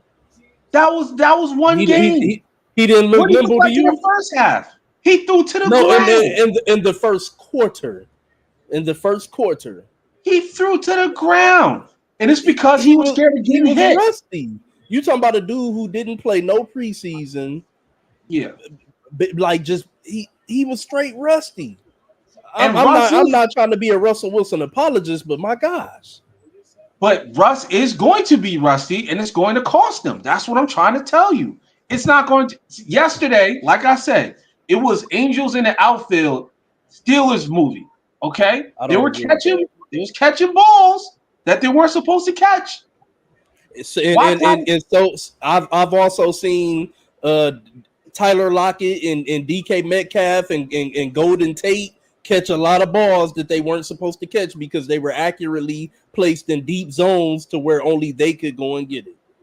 And that's when Russ was a little bit younger. He had a little bit more of a step, and he had more accuracy then. I'm trying to tell you. All right. So who they play after they play the Giants? Who do they play next, Mike? Who They y'all have a play bye next? week, and then they play the Commanders. The Commanders? Yeah, bye week, then the Commanders. Watch how, okay, now I want y'all to clip this, right? I want y'all to clip this on the tape. Watch how Russ stinks that game up, okay? He's going to play okay during the Giants game. He's going to stink up the Commanders game. And after the Commanders game, you guys got who? Dallas? Now we played Dallas. We start our division games. We got Ravens, Bengals, Browns in a row. Now you guys going to listen, I'm telling you, you're going to watch how things unfold by game 3 and 4 of Russ playing. And then they're going to be calling for Justin to come back on the field. I'm trying to tell you, you can't play this game of having two quarterbacks that need to start. It's not going to work. Well, I here's the disagree, reason. man. Here's the reason why you're wrong about Tomlin's job. I have Bill Cowher's record in front of me. Mike Tomlin's only the third coach for the Steelers in the franchise's history. There is a stretch here where Bill Cowher had 3 straight losing seasons. They did not fire him. Mike Tomlin has never had a losing season. Bill Cowher is renowned as one of the greatest coaches, and he only had 1 Super Bowl, and that was at the end of his career. But Mike Tomlin's black. I give you that, but you know. And you know how this goes, Mike. You know how this goes. And the last thing that I wanted to make sure that I brought up was that kind of like irks me is, I really wish Aaron Rodgers would stay away from microphones. I really do. You and me both. I'm not gonna lie. I'm not a fan of that. He sits up there no matter whether they win or they lose, and he's frustrated. He don't want to be there. You happier than a pig in shit talking media with Pat McAfee every week, all smiling at Devontae like he's your wife, bringing him on screen. And then when you go up there and stink up the joint, you like, I tell the team not to listen to you, the media, and then say, yeah, he needs to play better. But it's like, bro, what are you doing? Like, why? Just why? Just stay away from microphones, man. If you're gonna be like that. all I can picture Devontae Adams coming in and appearing in the background. Oh man, yeah. Yeah, because they brought up the trade. They're like, so the trade, and then he just looked over, and then here comes Adams with a football. Yeah. They're like, hey! I'm like, yeah, now you want to talk. Oh, there we go. So he buffered out again. There he is. So I'm gonna close the NFL window because we're already like balls deep into the show. Who you guys got in each game tonight? Ravens and the Bucks, and what's the other game? Is it the Chargers and the Cardinals? Yeah, that's on Disney Plus. Mhm. Is it? No, Oh, it's on ESPN Plus. ESPN oh, Plus, yeah. It might as well be on Hulu. I mean, show that shit on Tubi. Nobody's watching it. you're not with this game on. Real quick, I got the Ravens winning this game, and as far as the Chargers and Cardinals, I got the Chargers unfortunately winning, even though they shouldn't win, but they're gonna win. I agree with those two. What about you, R&B? Give me the Chargers and fuck it. I'm gonna go and hop out there. Give me the Bucks and the upset. Ah, Okay, it's possible they got a hot team. absolutely. If I can give you a little bit of why I say give me the Bucks and the upset. Sure. Mhm. We all know that Baltimore's defense is one against the best when it comes to stopping the run so far this year. But on the back end, they can be had.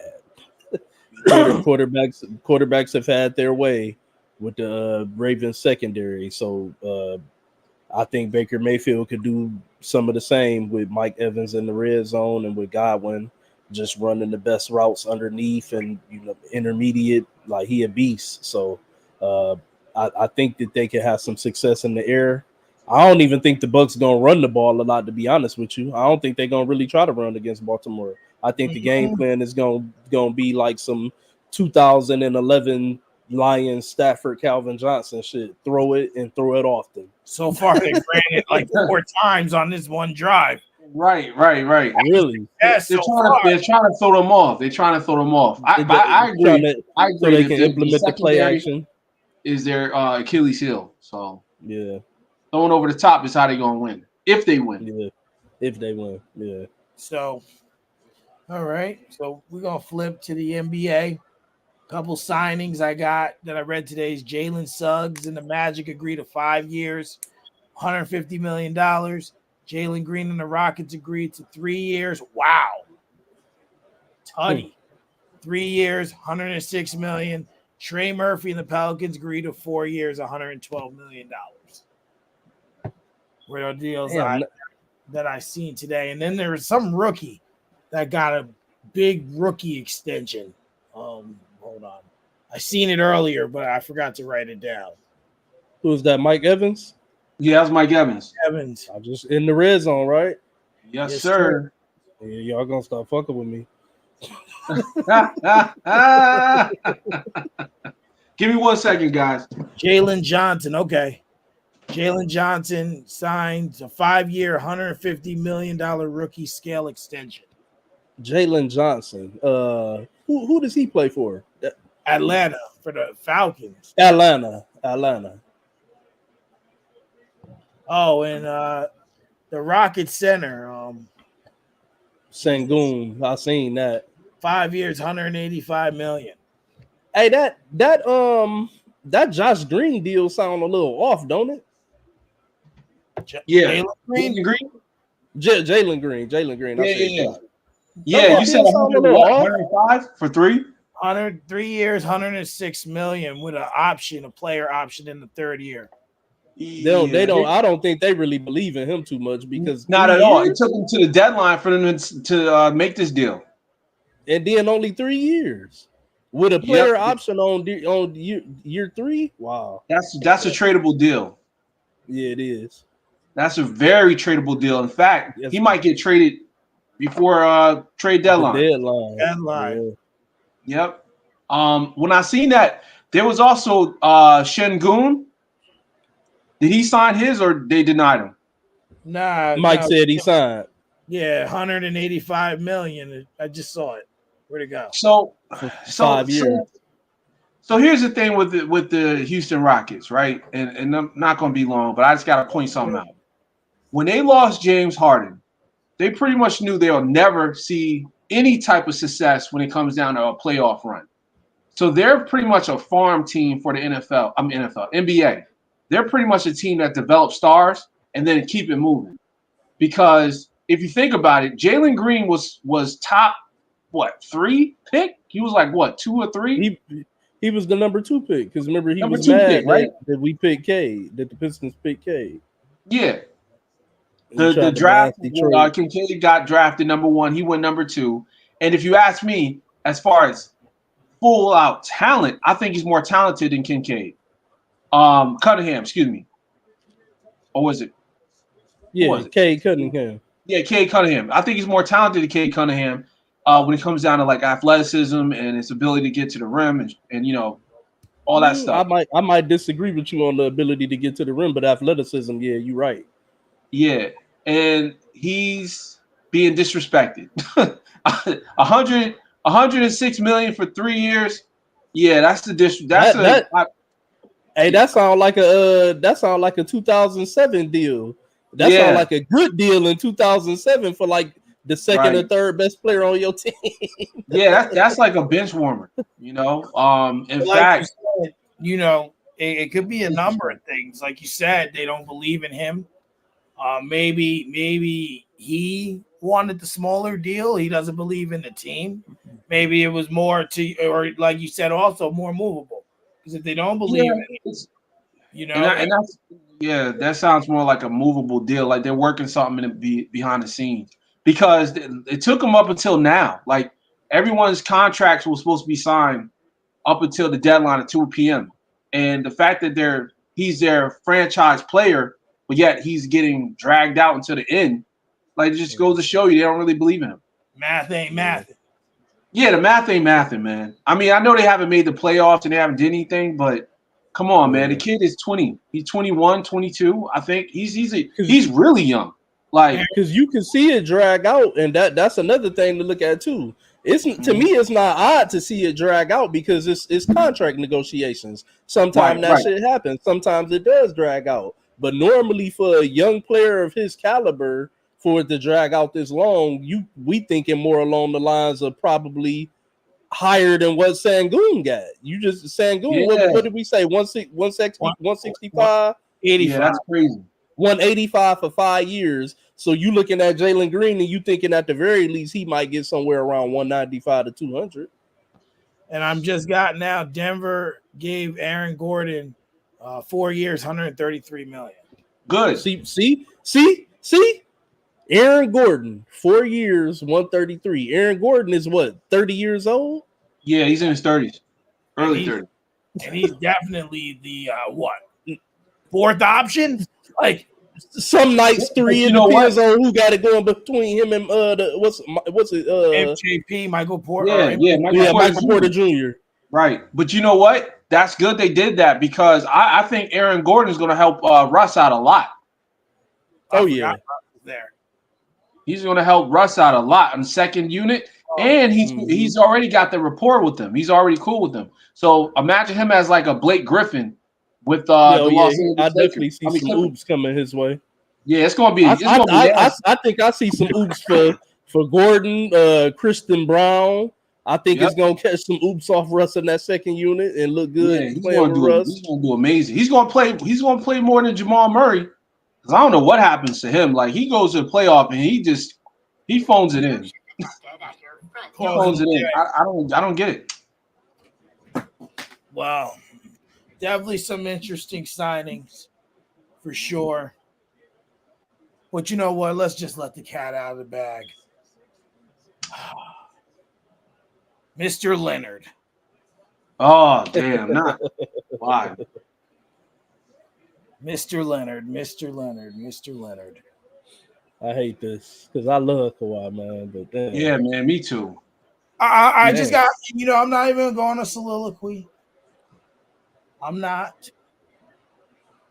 Did Derrick Henry just turn the ball over? Oh no. I thought it was a fumble. I'm just going to say the injuries, man. It's over. It's time to retire. That's all I'm going to say. That's all I'm going to say. It's time. Do I think he can still play when healthy? Absolutely. Do I think he can still contribute when he's there? Absolutely. Mm-hmm. But he's never there. He's never there. And it's And he starts every season like listen, like I forget if it was last season or season before R&B. Me and Raj, we was talking, and the Clippers and the Suns played in game one. It was Mm-hmm. a phenomenal game. We was both up late texting and stuff. Talk about this game. Yep. Kawhi finished the game. Vintage Kawhi. Oh, he was phenomenal. Kawhi finished the game, had the post game interview, said 7 words, and then suddenly he was out game two. Yep. And we don't even understand what happened or anything. And we were like, damn, Lamar's getting jacked up. We didn't understand anything that was happening Yeah, at they all. like Gone. And then, like, I don't even know what's wrong with him now. It just says out indefinitely. I would assume it's his knee again, right? His knees. Yeah. But they said that he's still been experiencing some knee soreness and shit. So. It's just time. I mean, he left his scale on it. And it's kind of like I was watching earlier. I guess all the guys, because this is a kind of sad season. Inside the NBA's done after this season. Boo Amazon. Yeah. This is their last season, and I guess I guess something they're gonna do, or they showed, I'm not sure. It was their 50 best players, and they had Charles Barkley, and he's looking, and he's got like papers, he got his glasses on. And the person said, "Oh, you didn't put Kawhi Leonard?" He's like, "Don't question my list. You can't tell me who to put on my list." He goes, "Is he healthy?" And, being healthy, availability is I forget how that saying goes. The best ability is availability. There we go. He said that. And it's just like, but obviously he's out. Paul George is gone. I don't know who else is there right offhand right now. What does this mean? He hurt again too. He sure is. What does that mean for the Clippers, in your all guys' opinion, this season? I would say the Clippers, they're a rebuild team. They got rid of all their pieces. Paul George isn't there. Kawhi's injured, like every year. And the pieces that they had in place to kind of be like the counterpart to these injuries, they're gone. So I think they're in rebuild mode. I don't have no expectations for the Clippers. And in fact, I think they fire Ty Lue. I think this is the time that they finally say, you know what, we had enough of being mediocre and being Los Angeles Lakers JV team. Like, we got to get rid of you. And I think he's going to get fired this season. Unfortunately. I'm about to say because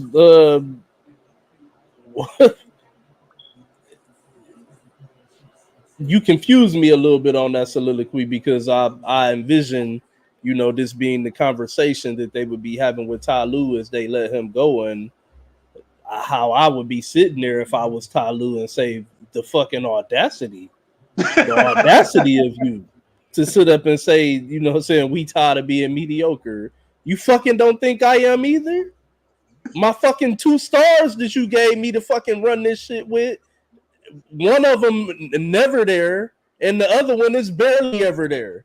And now he's gone completely. So hell no, fuck out of here if they try to make Tyronn Lue a scapegoat for Kawhi Leonard's bad knees and Paul George suspect playoff ailments and bad knees and back and everything else as well. Fuck out of here.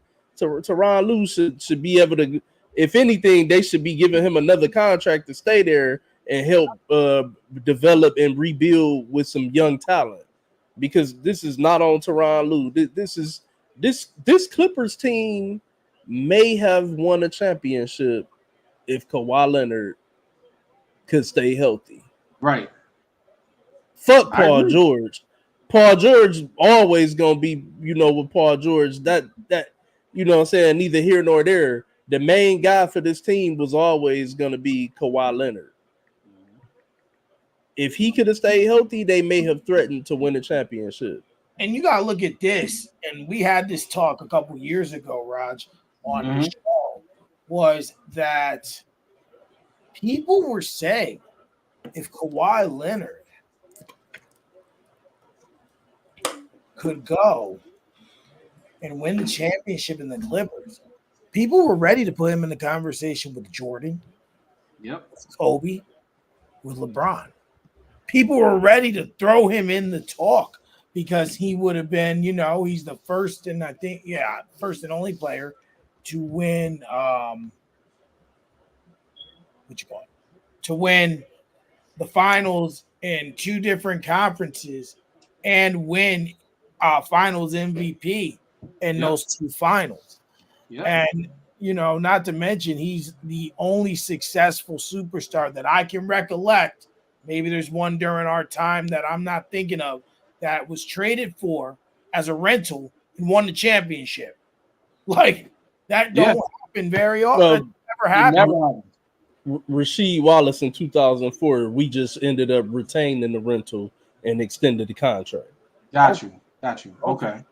I didn't know he was a rental because he played there two. He was there 2 years. No, or was it No, more? what I'm saying is when he got traded here, it was just like the Kawhi situation. It was He was supposed a to be a free agent. 1 year thing. He was a free agent. Oh, We okay. we, Oh, we had to re-sign him. okay. He was getting his he was getting ready to come up on his contract with Portland, which is why they traded him to Atlanta, and then he ended up getting traded to Detroit like a day later. Mm. Shout out to Rasheed Wallace. Yeah. Mad, very underrated. Under. Powerful. And yeah, he played here longer than 2 years. Oh, was it Rasheed okay? we won the championship in '04, and we re-upped them for I think 5 years after that. So And didn't they go to 2 championships with that team? yeah, we beat the Lakers, lost to the Spurs back-to-back years. Okay, I thought they went to two, but that '04 year was special, man. that But 04 year, that '04 year was special. real quick, the reason why I said Tyronn Lue is going to get fired is because they need a scapegoat. They need to Yeah, blame somebody because it's obvious that Steve Ballmer don't know how to build a team. The people that he put in place for the GM and the president and all this stuff, he's just too busy out there screaming and yelling and acting like a maniac on the side. He's not focused on building the proper culture to win championships. Because keep in mind, this is the same ownership that traded away Shea Gilgeous-Alexander. Yeah. And that kid is They amazing. did trade. They did trade Shea, but I have to push back a little bit and say that I feel like the Clippers have built a very good championship contending team. But how can you contend for a championship when the main pieces to the puzzle, main piece and side piece to the puzzle, Right. both Batman and Robin are no shows? If you So, turn on the WB on the 3:30 after school back in the day to watch Batman, and the whole episode, all you seeing is Joker and Catwoman and everybody else, and no Batman and Robin. Are right. you not upset? Are you not entertained? I mean, I'll be upset. My point exactly. They've had don't get me wrong. Trading Shea was a mistake. Shea's a beast, but they've drafted young talent after that as well. They've traded for young talent. I like Terrence Mann. They've made some decent moves to put the Clippers in position to win the championship. It's just been you didn't have Kawhi and PG. You haven't had them. And see, that's what I'm saying. They try to do exactly what Brooklyn did. And this is why I recognize it, because they gathered up as much talent as possible, but not building a championship team that can build. Like, prime example, Denver showed us this, Milwaukee showed us this, that you have to build through the draft. You can't focus on getting your stars through trades. It never works. And there's some teams that can do it, but not all teams can do it. And that's why, like, when they traded away Shea Gilgis, I was like, that's the team right there. That's the squad. Because now you're taking away that young talent that can potentially get you over the hump in 3 to 5 years. Like, he doesn't experience the same type of injuries Paul George experiences. So You don't so experience the so same. So say if they did hold on to Shea, Right. and now you looking at it, okay, you wanted to be, let's say everything stayed the same, but they held on. Well, no, everything can't stay the same because they traded Shea in the Paul George deal, correct? Right. Yes. So let's say they do hold on to Shea and they don't trade for Paul George. How do you think this Clipper team does with Shea? And fuck it, let's see. I even give you the James Harden deal happens, and you still got James Harden there too without Kawhi. How does this team look still without Kawhi? You said without Kawhi? Without Kawhi, how does this team look? It was Shea and James Harden is your two pieces, and the rest of the Terrence Mann and all of them built around it, Zubac and all of them. How does this what's team light him look? up, by the way? Baker's cooking. Baker Mayfield. Yeah. To answer your question, to be 100% honest, I think they'll make it to the finals. Stop, Raj. I'm not. Look, think about this for a second. Raj. No, hold on. Think about this. For a second. I'm listening. You got Shea Gildress, right? That will go to the 2. He won't play the 1 because James Harden's there, right? Yep. So that's an extra 25 points right there. So you get like 10 to 20 from James. You get 25 from Shea, right? Then you have pieces like not Shingu. What's my man's name? Zubac, right? Solid center. He's not a slouch. He can get you some rebounds and put double doubles. I like Zubac as a modern day center. And back in the day, it'd be a bum, but as a modern day center, right? A modern day, I like him. Down in the paint type center. Yeah. Now, all they missing is the outside shooters because you keep people like Norman Powell in there. You keep people like what's my man's name? That used to shoot from the corner. T-Man, you still got. I know who you're talking about, the one who won the championship with Milwaukee. Yeah. What's my man's name? He played with KD too. Yeah. I can't think his damn name. I can't think his name. I know who you're talking about though.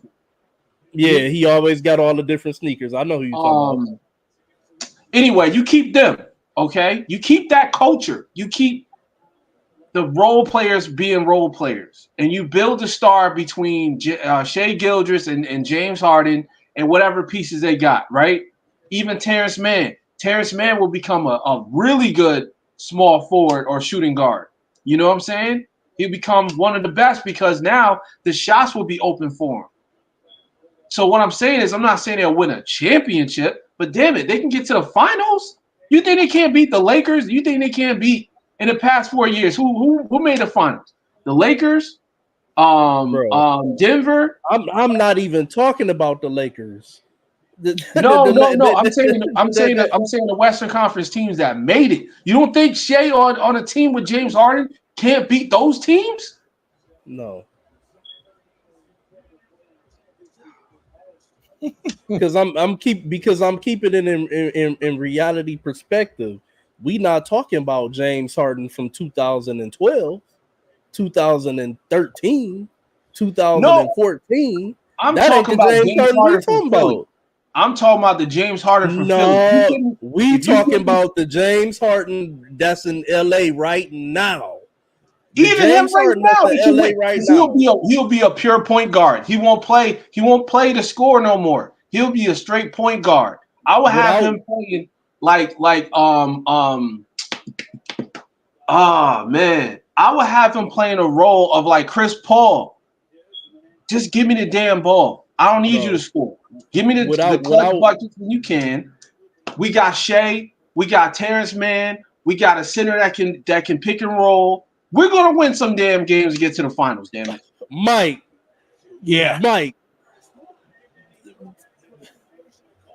Rod's specialty is football, ain't it? He sounded like the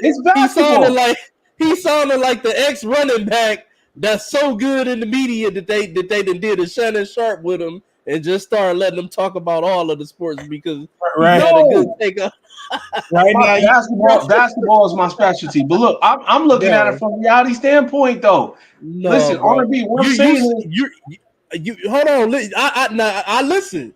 Now, I'm about to. You listen to your own point right now. right, You're right. sitting up here telling me that you think that a team headed by Shea Gilgeous Alexander, Uh huh. James Harden, up and Yep. down injury riddled James Harden is your second best player, and a Terrence Mann and Zubac could threaten to get to the finals in the Western Conference. Yes. And you know how I Stop. know this? All right. And you know, Please no. stay. Listen. I'm I'm the about to one put the bow on smoking. the argument. He I'm about need to to put be the bow. drug tested. No. Listen. I'm about to put the bow on the argument. And Mike, tell me if I'm wrong, Mike. Tell me if I'm wrong. You know how I know this is true? Because even with what you just mentioned, all those people are less talented than what you see. I mean, all those people that Shay's playing with right now are less talented than what I just mentioned. And guess That's not what? true. It is That's true. not true. Those boys It's on true. OKC are balling. They got some OKC is ballers balling on because OKC. you got Shea Gilgeous at the front, and then you got a whole bunch of backup singers. Bro, they No, got some none of them are ballers better. in OKC. So you gonna sit up here and tell me that Zubac is better than the white boy in OKC? The white Now, Wimby? yeah. Right now, he is. Right this second, he is. Now, if you say 2 or 3 years from now, no, of course not, because he got more upside. But we're talking about pure freaking centers that can get Bro, you 10 and 10 on the Raj, seventh screen. Raj. Zubac is not better than Chet Holmgren. Drug test this man. What It, is wrong with Mike, you? Mike, if okay, let me ask you a question, Mike. I'm Let listening. me ask, let me ask you a question. If you had to build a team right now, right? I'm talking about right this second, and you Okay. said, "All right, I got all the pieces I need. Now I need a center." Are you going to roll with Holmgren, or are you going to roll with Zubac when you need a center? I'm talking about you need a center, Is that not a a power real forward like question? KD. Is You need a that a center. real question? But Wow. here's the thing. You got all your pieces. Here's the I'm thing. about to sweat again. When you look at the perplexity of how the league is now, if you're talking 15 years ago, a traditional center is Zubac. But now they're not like that. There's no way Zubac is holding Nikola Jokic. There's no way Zubac So is so holding so Victor okay. Wembanyama. There's no Oh way. so check Holmgren is, But But we've seen Chet go head up with Wimby and but Joker already. but here's and the he got thing. cooked. Not Go I look don't at think go look I at don't the think I've numbers. seen Zubac. Go look at the numbers. He got cooked. But Zubac got cooked.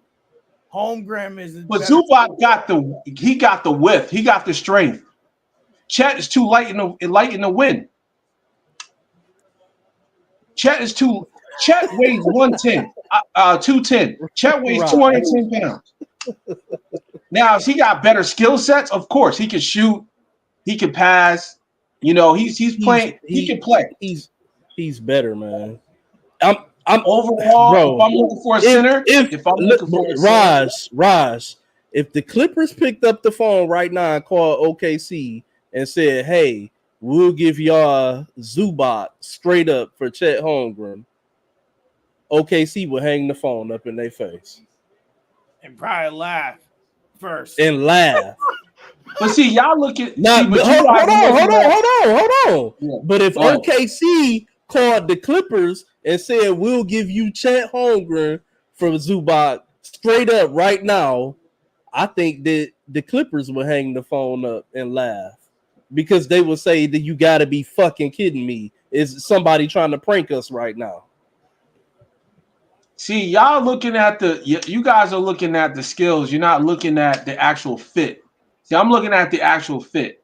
Okay, so I'm looking at how would he fit as a center, not a specialty power forward that's masquerading as a center. because when it comes down to the playoffs, he can't go up against the centers that weigh over 230 pounds. Like he can't go up against the Jokic in the paint. He can't go up against the centers like Nurkic. He can't go up against the centers like who else is in the West that's a big center? Like even DeAndre Ayton. He can't go up against those guys. They weigh too much. He get pushed around. Go watch the tape. Go watch the tape of Chet playing defense. That dude is horrible on the defense, bro. I'm not saying he's not skilled. He's very skilled. He can shoot threes, but he's more of a KD than he's a more of a traditional center. But if I'm looking for a traditional center that can set a screen and can give me some type of pick and roll action, then I'm rolling with Zubac. I'm not going to look for a pick and pop guy that weighs 150 pounds that can get pushed in the paint during the playoffs. If that's the case, then sign that kid from the Cleveland Cavaliers that never get picked up. That skinny kid with the dreads. What's his name again? What? Who, Garland? No. He's like off and on the roster in Cleveland. Damn, I can't remember his name. But he's more like a Chet Holmgren. That dude is more off like and on the roster in Cleveland. Yeah. He got drafted to Cleveland, but they was playing him. Oh man, I can't remember his name. He's like prime example would be someone like a Brandon Ingram. He's like a Brandon Ingram type player. That's what Chet Holmgren is.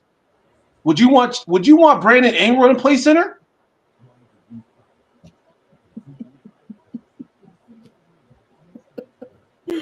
Yeah. Why? How do we get here? Brandon Ingram playing center? That's my point.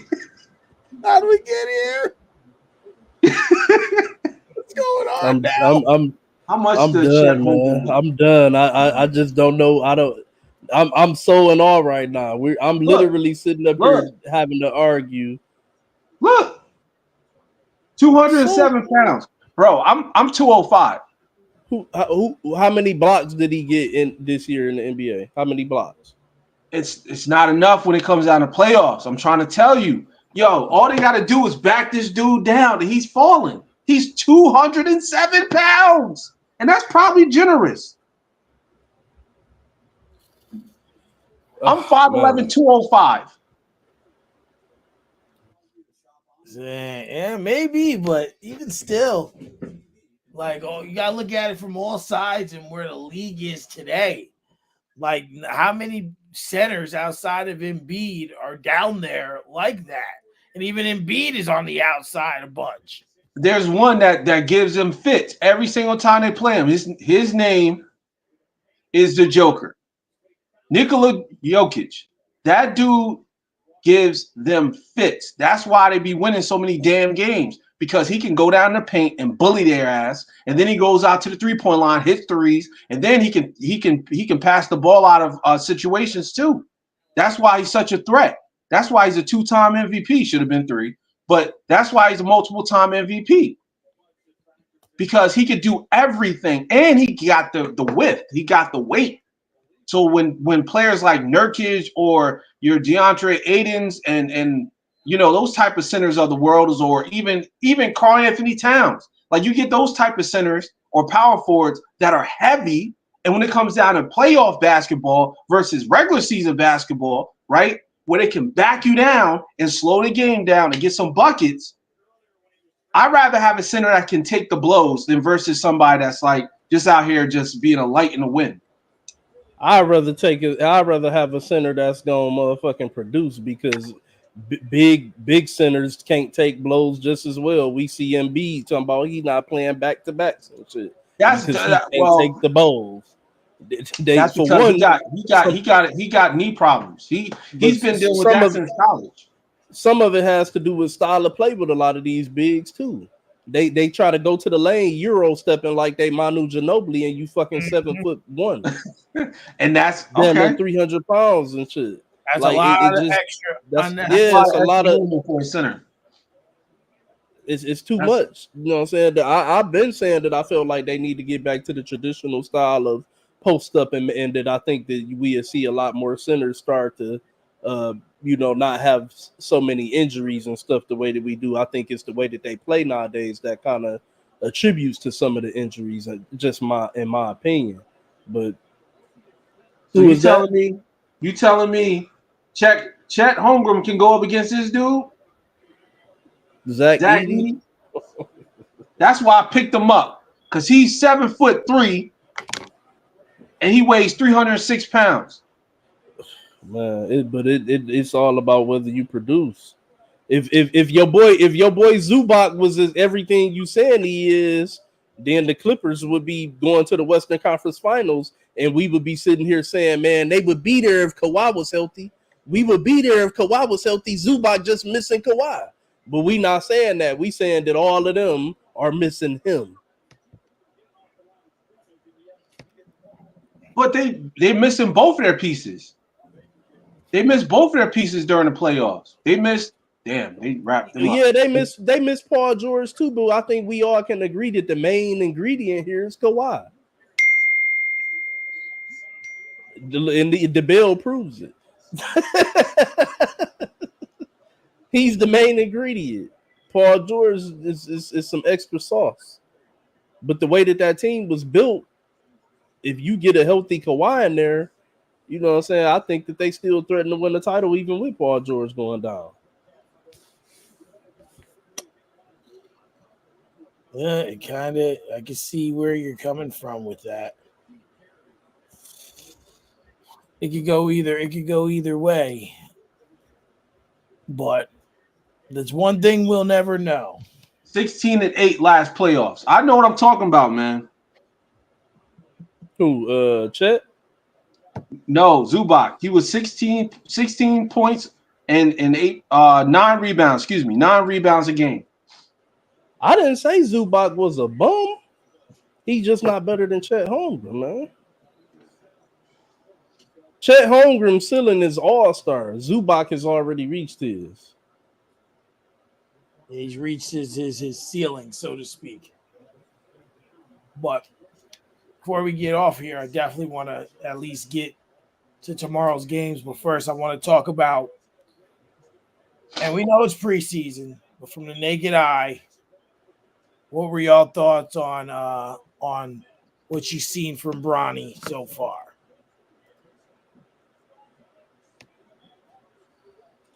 I mean, he a project player, you know. I ain't gonna try to drag him. I ain't gonna praise him. I think he showed up real good in that last game. What did he have? 17 points, I think, or something like that. Yeah, 4 rebounds, 4 assists, I think a block or something. He played pretty good in that game. Other games he stunk, but he's young. He didn't have a lot of collegiate play from his ailment issues that he went through. Praise the Lord that he made it through that. But I feel like me personally, I felt like he should have stayed and got more seasoning under him. Put together a full college season. But at the same time, I also understand, what the objective and the goal was with him and his father and whatnot, and things went the way that they went. So now, we just gotta watch him grow. I think he'll grow over time. He'll continue to grow and get better, and I think he's gonna be a very serviceable player at some point. What do you think, Raj? As far as the preseason go, I mean, we pretty much seen the same type of game in during summer league. I think that he's like R&B was saying, he's a project player. He's probably going to be somebody that's going to eventually become something good. But at this point, they're just trying to make history with both of them being on the court in the regular season, and I think that's great because I don't know if you guys heard, Ken Griffey Jr. and Ken Griffey Sr. is going to be in the audience. Game 1 tomorrow. I think they play tomorrow, right? Yeah. To see Bronny and LeBron be on the court together, which I think is super dope, especially for the culture of sports. But I think he got potential, but we don't expect him to light it up. But I will say this: watch out for Dalton Connects. Yes, sir. Watch out for that dude. He's a problem. And on top of that, he fits perfect with the Lakers. Lakers need Mm-hmm. somebody that can play, that can shoot, that Yes, can sir. open up the floor for LeBron to get down the lane, or open up the floor for AD to get down the lane. And he fits it. And in fact, He um, I'm glad they oh, come on, another injury. I What's up? can't do this, bro. I can't. But he looked like he was hurt on the last time he caught it, but he ain't getting up. who was that? Mike Evans. Uh, Yes, Ugh. can't, bro. I really can't. And he's holding his hamstring. Yeah, that shit don't look good. He wobbling around. He Yeah, it looks wincing. real bad. Real bad. Oh my goodness, you man. see I when don't.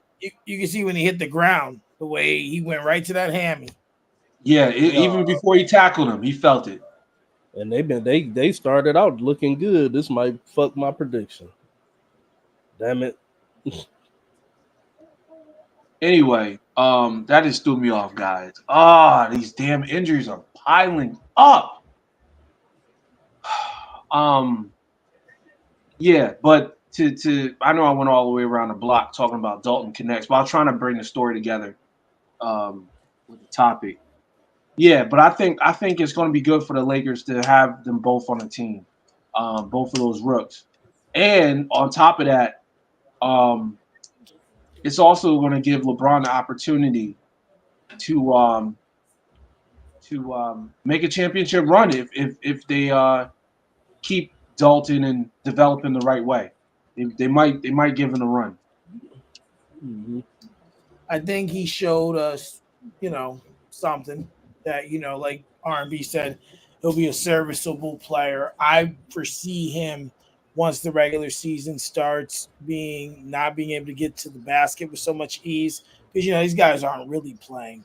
I'm not going to take away from what. I don't know, Mike. He might make Austin Reeves expendable now. Yeah, I think Austin Reeves out the way. And I'm not trying to disrespect what you're saying, Mike, as far as like people not playing hard defense, but I watched this dude all through college. He's the truth. He can get to the rim. I'm not saying he can't. I just foresee it being a little different for him. That's all. A little Oh, different. If I think. oh, go ahead. all right, that's a good sign. He walking off. I think he'll. Also. I think he'll be a pretty good shooter. As well. I'm not taking away from him. He might do. He might do more than we're even saying. He might do less. But I think like we said, the big thing was getting to play with his dad. We know what this is Mhm. all about. And we know the Lakers only drafted him so LeBron ultimately didn't leave. Just gotta Oh call yeah, it this. yeah. We was told that if he didn't play in Los Angeles, he was going to play in Phoenix, or he was going to play overseas in Australia. I'm like, come on, stop. So You we'll guys are see how way that off. goes. But as for tomorrow, hold on. Tomorrow it is the Knicks and the Celtics at 7:30 on TNT. Who y'all who y'all It's a got in good this? game. I'm thinking upset. I'm thinking the Knicks are going to win. So You they think ruined ring night. you think the Yeah, Knicks? You think the Knicks? Hmm. I know it's a tall task, but I think they can do it. I Well, think they can do it. well, I'm gonna say that I agree with you. Um, the Knicks, are blah. They're the ring night is special. You're happy about getting your rings and things of that nature. But I think the Knicks are going to want to make a statement because we had the conversation about Cat, but you got to keep it where from what we see on paper.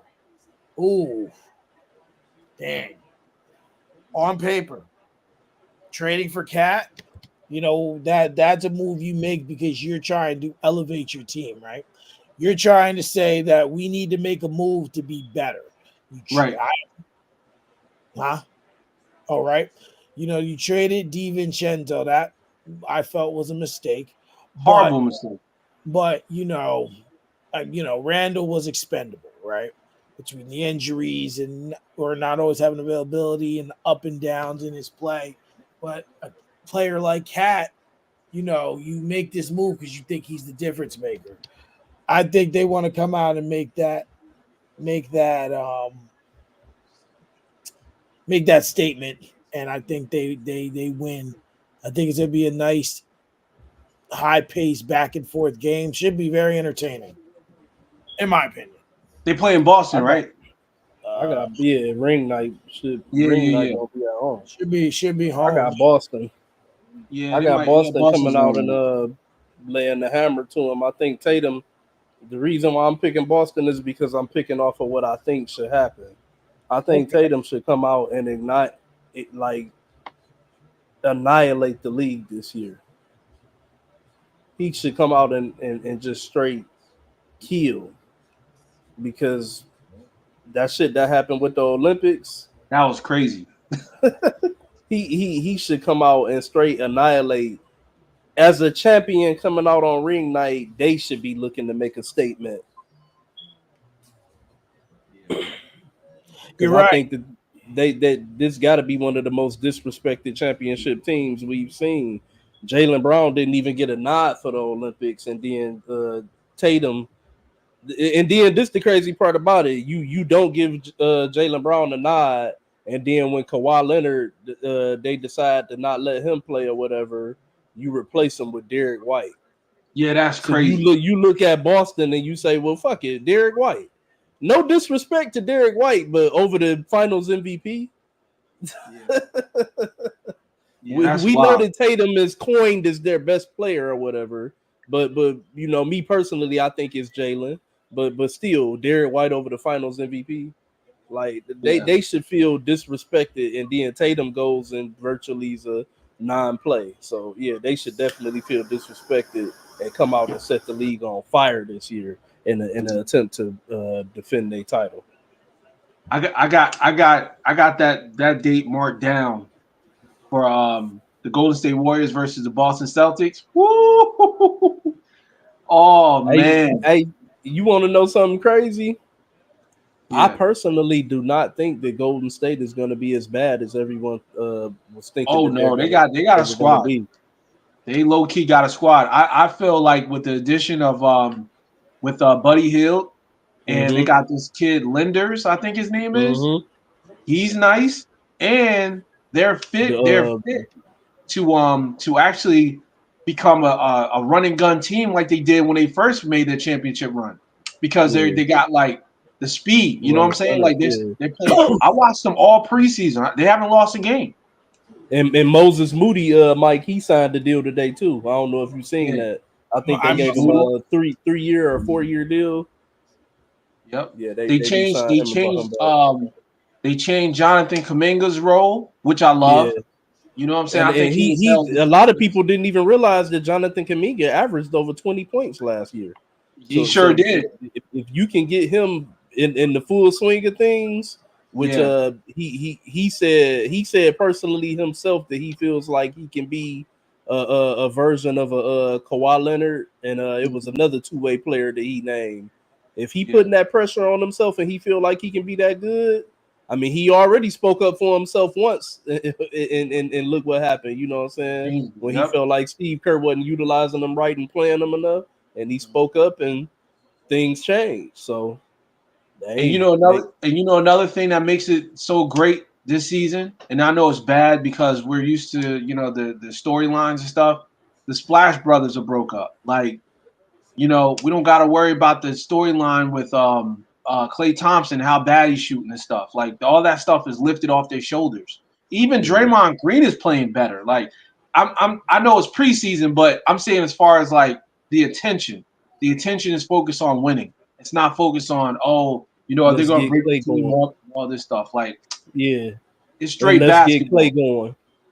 Yep, yep. So I Like, think can they're they going to get be him a going playoff this win year? it. I think they're going. I think they're going to make a deep run. If everybody stays healthy. Well, we already know that Klay Thompson and Draymond have been chirping at one another. Draymond saying he's gonna run right through his chest, and Clay's pretty much telling him to bring it on. Um, I think it makes for good. I think it makes for good competition. I think it makes for an interesting season. And Dallas, the Mavericks are another team that I feel are kind of in that same boat. They tasted the NBA Finals. No one expected them to get there, but they did it. And you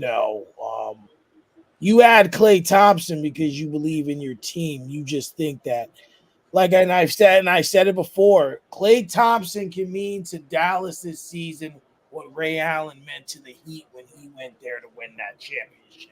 Yeah, You he know, should. No, no,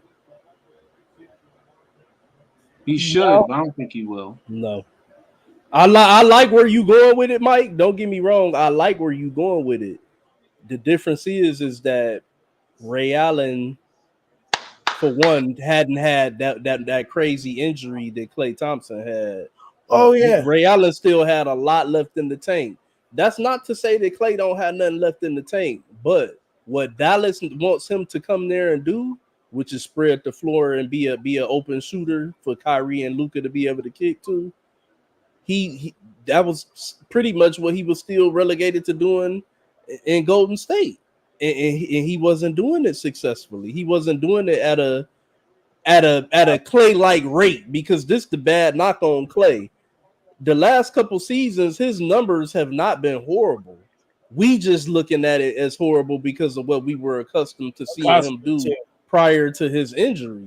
If you take his numbers and if you take Klay Thompson away from it, you would say that he was probably a pretty serviceable, good role player. You know what I'm saying? Or some shit like that. But the fact that it's Klay Thompson and he's done what he's done in the past, that the name accounts for the money that the production is not matching up to.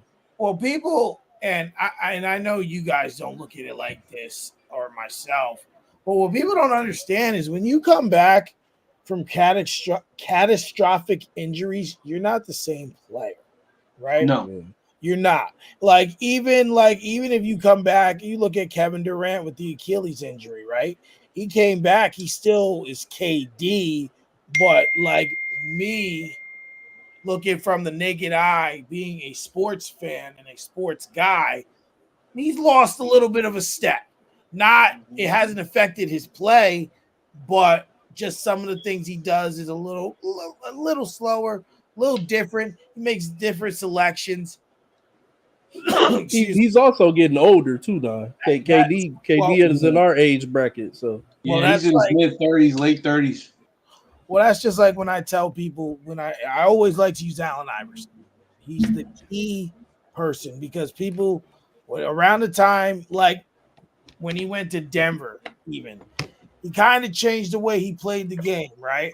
Like you notice he wasn't doing all the crazy crossovers and he had to change his game. He's getting older, and he could still get to the basket and make plays, but he became more of an outside shooter.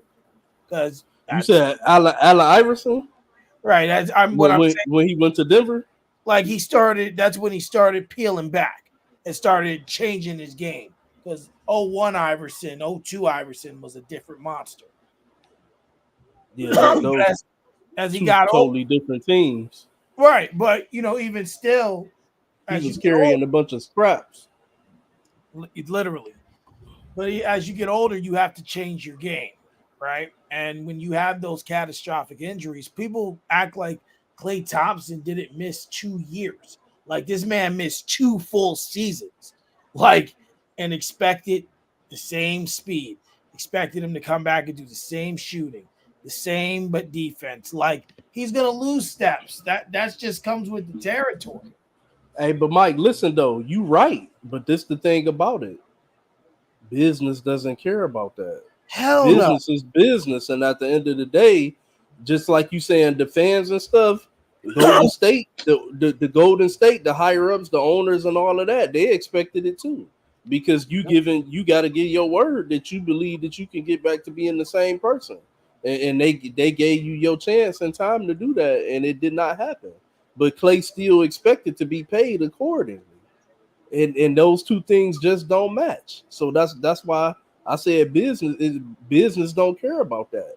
Well, Business don't care that you was out for 2 seasons. We want you to be back to the high level player that you were, that was helping us win championships. And if you can no longer do that, and like Steph Curry has continued to do it, then we're gonna have to part ways and get younger. And that's what they well, did. well, I've always said that all these sports businesses and our sports organizations, they're business first.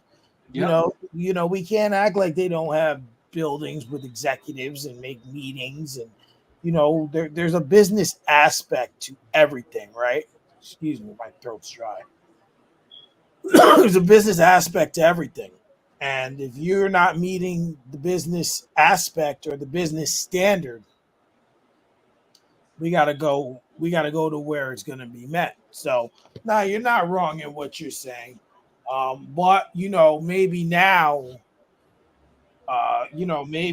that he has moved, Dallas Oh, come on.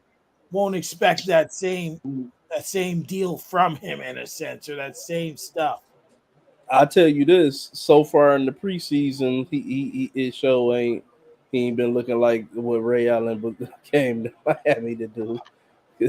When Ray Allen went to Miami, he still was fucking Ray Allen to the point to where you knew he was going still produce, but also he was gonna knock down open shots. I'm not saying Clay don't knock down open shots, but it's just not at the level that he once did. He it's not at that level. I just don't agree with that analogy. I felt like when Ray Allen went to Miami, it just bolstered the cup runneth over even more. With Clay, it's a hope and a wish and a prayer with Dallas. They hoping that he can get them something from the outside, because they ain't had much to believe in from there, but outside of Kyrie and Luka. Absolutely. So, and then the other game, I think it's the Lakers and the Timberwolves. Uh, who you guys got in that game tomorrow night? Lakers are at home. Uh, I'm gonna roll with the Timberwolves. I'm gonna roll with the Timberwolves, and the reason why I'm saying is because I feel like they got better shooters. Is Um, Julius Randle playing? is he? I don't know. Let's see if I can find it. I Hold think on. he's questioned. I think he's on question. But I know what's his name's playing. DiVincenzo's playing. Um, I know what's his name's gonna be playing his heart out because of what he did in the Olympics. Anthony Edwards, Ant Man's gonna go off, and I feel like they're gonna be lifted a little bit more because they don't have Cat on the team anymore. They don't got Karl Anthony Towns, so they're gonna feel like they can spread the ball out. They feel like they could probably get some more shots. So there's gonna be extra shots shared around because you don't have a power forward that's taking majority of the shots. So I feel like just my prediction. I feel like the Lakers could give them a run for their money, but it's going to take time for them to build that run that they had last season. You know what I'm saying? Like LeBron probably is going to play 25 minutes tomorrow. AD, you know what AD stand for? Already always dinged. Always dinged. So AD's not going to play a lot. I think Baker threw his second interception, by the way. Yeah, Um, he did that. Trash. Like you can count on him to fall out. But anyway, another injury. But yeah, so I feel like it's gonna take time for Los Angeles Lakers to build back up. And by the way, they didn't bring any new pieces in. That's another thing the Lakers didn't do. They didn't outside of the draft. They didn't bring in no free agents, no high profile free agents. Like everyone's looking for No, they didn't. Zach LaVine to be on the team. They was looking for at least somebody like They Brandon they Ingram come they back. swung and missed on a lot of shit. Yeah, Man, they tried that Dallas Cowboys thing because the Cowboys did the same thing. They ain't bring nobody in, and expect the yeah, same result. but at least at Dallas least was bring. You got to bring somebody in, bro. You're Los Dallas was Angeles. being idiotic. Hey, you know what? I'm glad you said that, Mike, because that reminded me of something that I wanted to tell y'all last week when I Go for it. missed the show. What Jerry Jones did this offseason with Dallas, not bringing in any talent, not going after Derrick Henry, not trying to sign Dak and sign CD earlier so that he would have more flexibility with cap space and cap room. I'm going out on the limb and I'm calling it. He did that shit on purpose as a fuck you and a prove it to Dak Prescott. Oh, I didn't really think of it like that, but you got a great point. Yeah, Because we all know that the number one thing that they always talk about with these quarterbacks is you got to try to win while it's cheaper. Now they've been paying Dak for a minute, but it gets more expensive, you know what I'm saying, over the years, the longer he's there in order for you to pay him. So this was the one time that everybody was really thinking that this was going to be the end of Dak and the Cowboys because nobody really thought Jerry was really gonna actually pay him this time, that he was gonna let him walk after this season. And there he goes out and he pays him. He pays. You have to know as the GM, and this is the thing about it too. I've always said that I think that Jerry Jones over the years has always been a pretty good to solid GM. He's drafted well, he's developed talent, he's addressed holes here and there. Uh, on different Dallas teams, he's been a pretty good to solid GM. So you have to know that going into this thing, if you sign Dak and CD earlier, you have more money to be flexible in the free agency this past summer. And instead, you let it play out for as long as you did before you signed them, and then it lost all of that flexibility to bring in any type of talent or anything like that. You didn't add to the receiving core to give any other weapons outside of CD Lamb. So it's almost like he's basically set this up to be this way as I told you so. This is why I didn't want to pay him. that makes sense. It makes a lot of sense. That's sad. That's sad, man. Think He about it. really, he really don't want Dak there. He paid him, but he only paid him because he knew he had to. You had to pay him. Like, what are the options?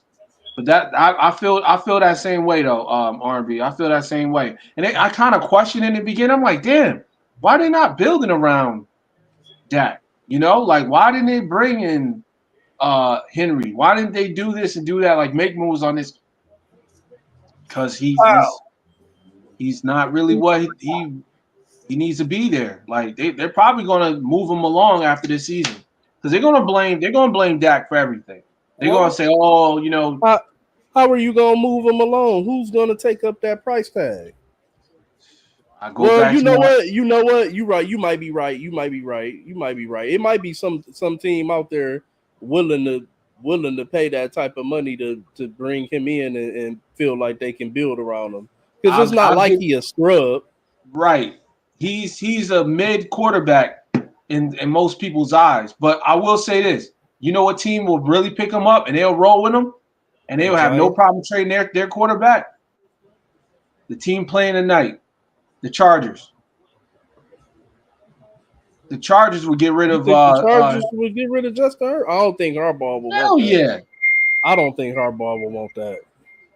Well, I don't agree with that. he might not I think I personally think want I think Herbert fits more what Harbaugh does more than Dak Prescott.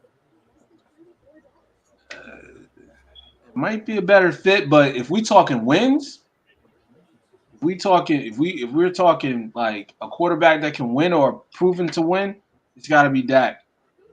And I think that'll be perfect for Jerry. Jerry wants that type of prototypical quarterback Well, to be his what quarterback. what has Dak done that Justin Herbert hasn't?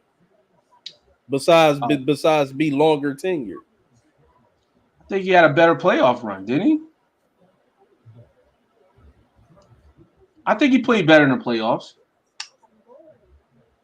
Man, Justin Herbert, every he ain't been to the playoffs that many times since he been with the Chargers, but the times that they did go to the playoffs, I don't think I've ever sat up and watched the game and said they lost this game because of Justin Herbert. That's fair. Uh, but I feel like Jerry would pull the trigger if it was presented. I'm not saying that the Chargers will be okay with it. Like they won't be 100%, but maybe they will. But I know if they told Jerry, listen, we got a quarterback for you. We got Justin Herbert. I guarantee you, before they finish the sentence, you can be like, yes, I'll take him. Because that's the prototypical quarterback he wants. A white boy. There you go. He'll take, you know who he'll really take? He'll really love to take? Trevor Lawrence. That would be the perfect quarterback for him.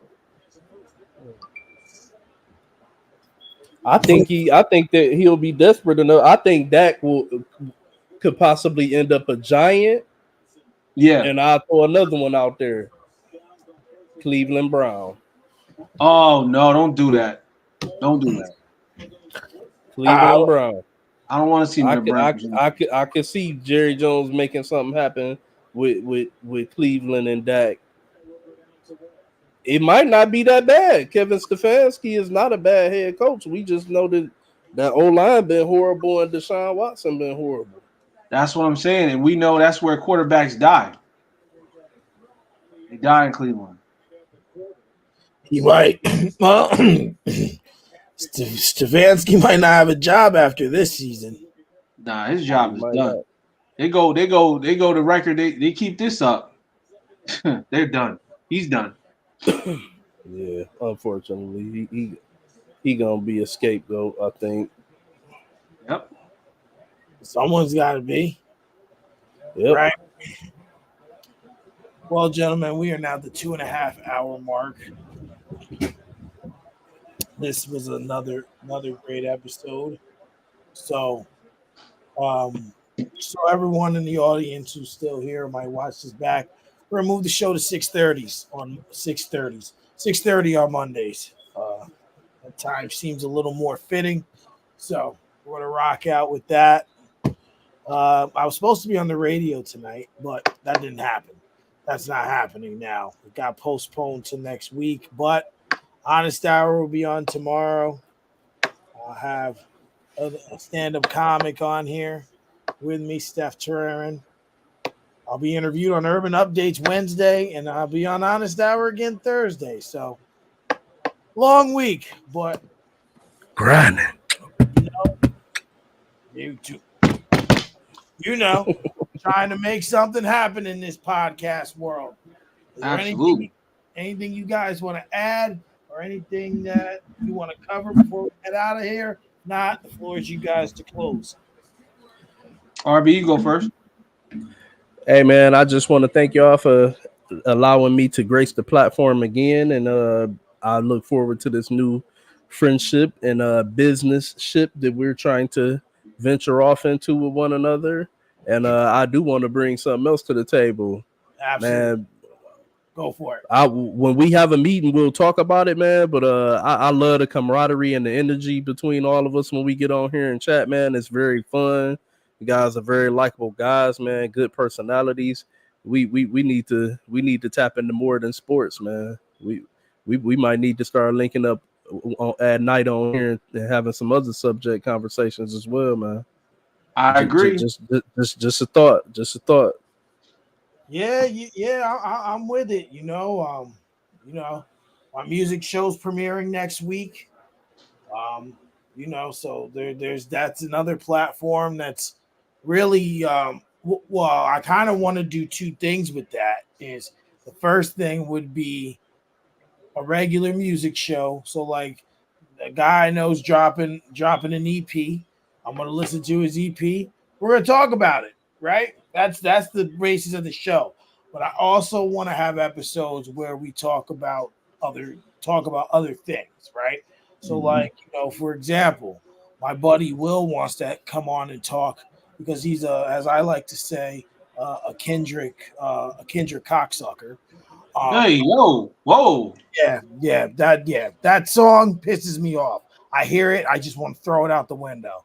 Like Kendrick, I put Kendrick Lamar fans, Dallas Cowboy fans, Cody Road fans, and Trump supporters all together. They're some of the most annoying people on God's green earth. That's too much, man. Mike, For one of you that's gonna an put extreme Trump hot take supporters for in no there, then reason. you damn sure got to put Kamala Harris supporters in there too, Right? because Throw them in it's there. just as equal. It's just as equal. Yes. For Annoying. the record, And girls that be asking money for in their cash app. Throw them in there too. personally, I'm not for her either. But I think for me, when we're looking at the Trump supporters, they're more obnoxious to me. To me, this is just my opinion. Like I said, I haven't heard much from people who like Kamala Harris. Honestly, there's not many people that I personally know that do like her. My whole feed is Trump, Trump, Trump, Trump, and guess what else? A little more Trump. That's Well, I'll put it to you this way. The Kamala Harris supporters, they're like Jehovah Witnesses. They'll be at your door every 5 minutes. Shout out to the Jehovah Witnesses though. yeah, that's something on the horizon. That's because who they targeting. That's a conversation for a different Yeah, that's day. a whole nother show. We'll do that. We'll definitely We'll tap in. We'll tap into that. oh, Definitely, man. that's definitely a good idea. We got to set up that time to talk because we didn't get to do it last week. Yeah. So yep. So all right, definitely. And Raj, it's on you, bro. Yeah, no, just appreciate everybody, listening to the show. Once again, we'll be back here next week, 6:30. Make sure you guys tap in. That's it, man. Just appreciate everybody. All right, guys, y'all have a good night, and we will see y'all on the flip side. Peace. Peace. Deuces. And then boom. See, now when we're done, well, he left already, but now we can sit back here backstage, still talk. Oh wait, nope, I think we're still on. There we go.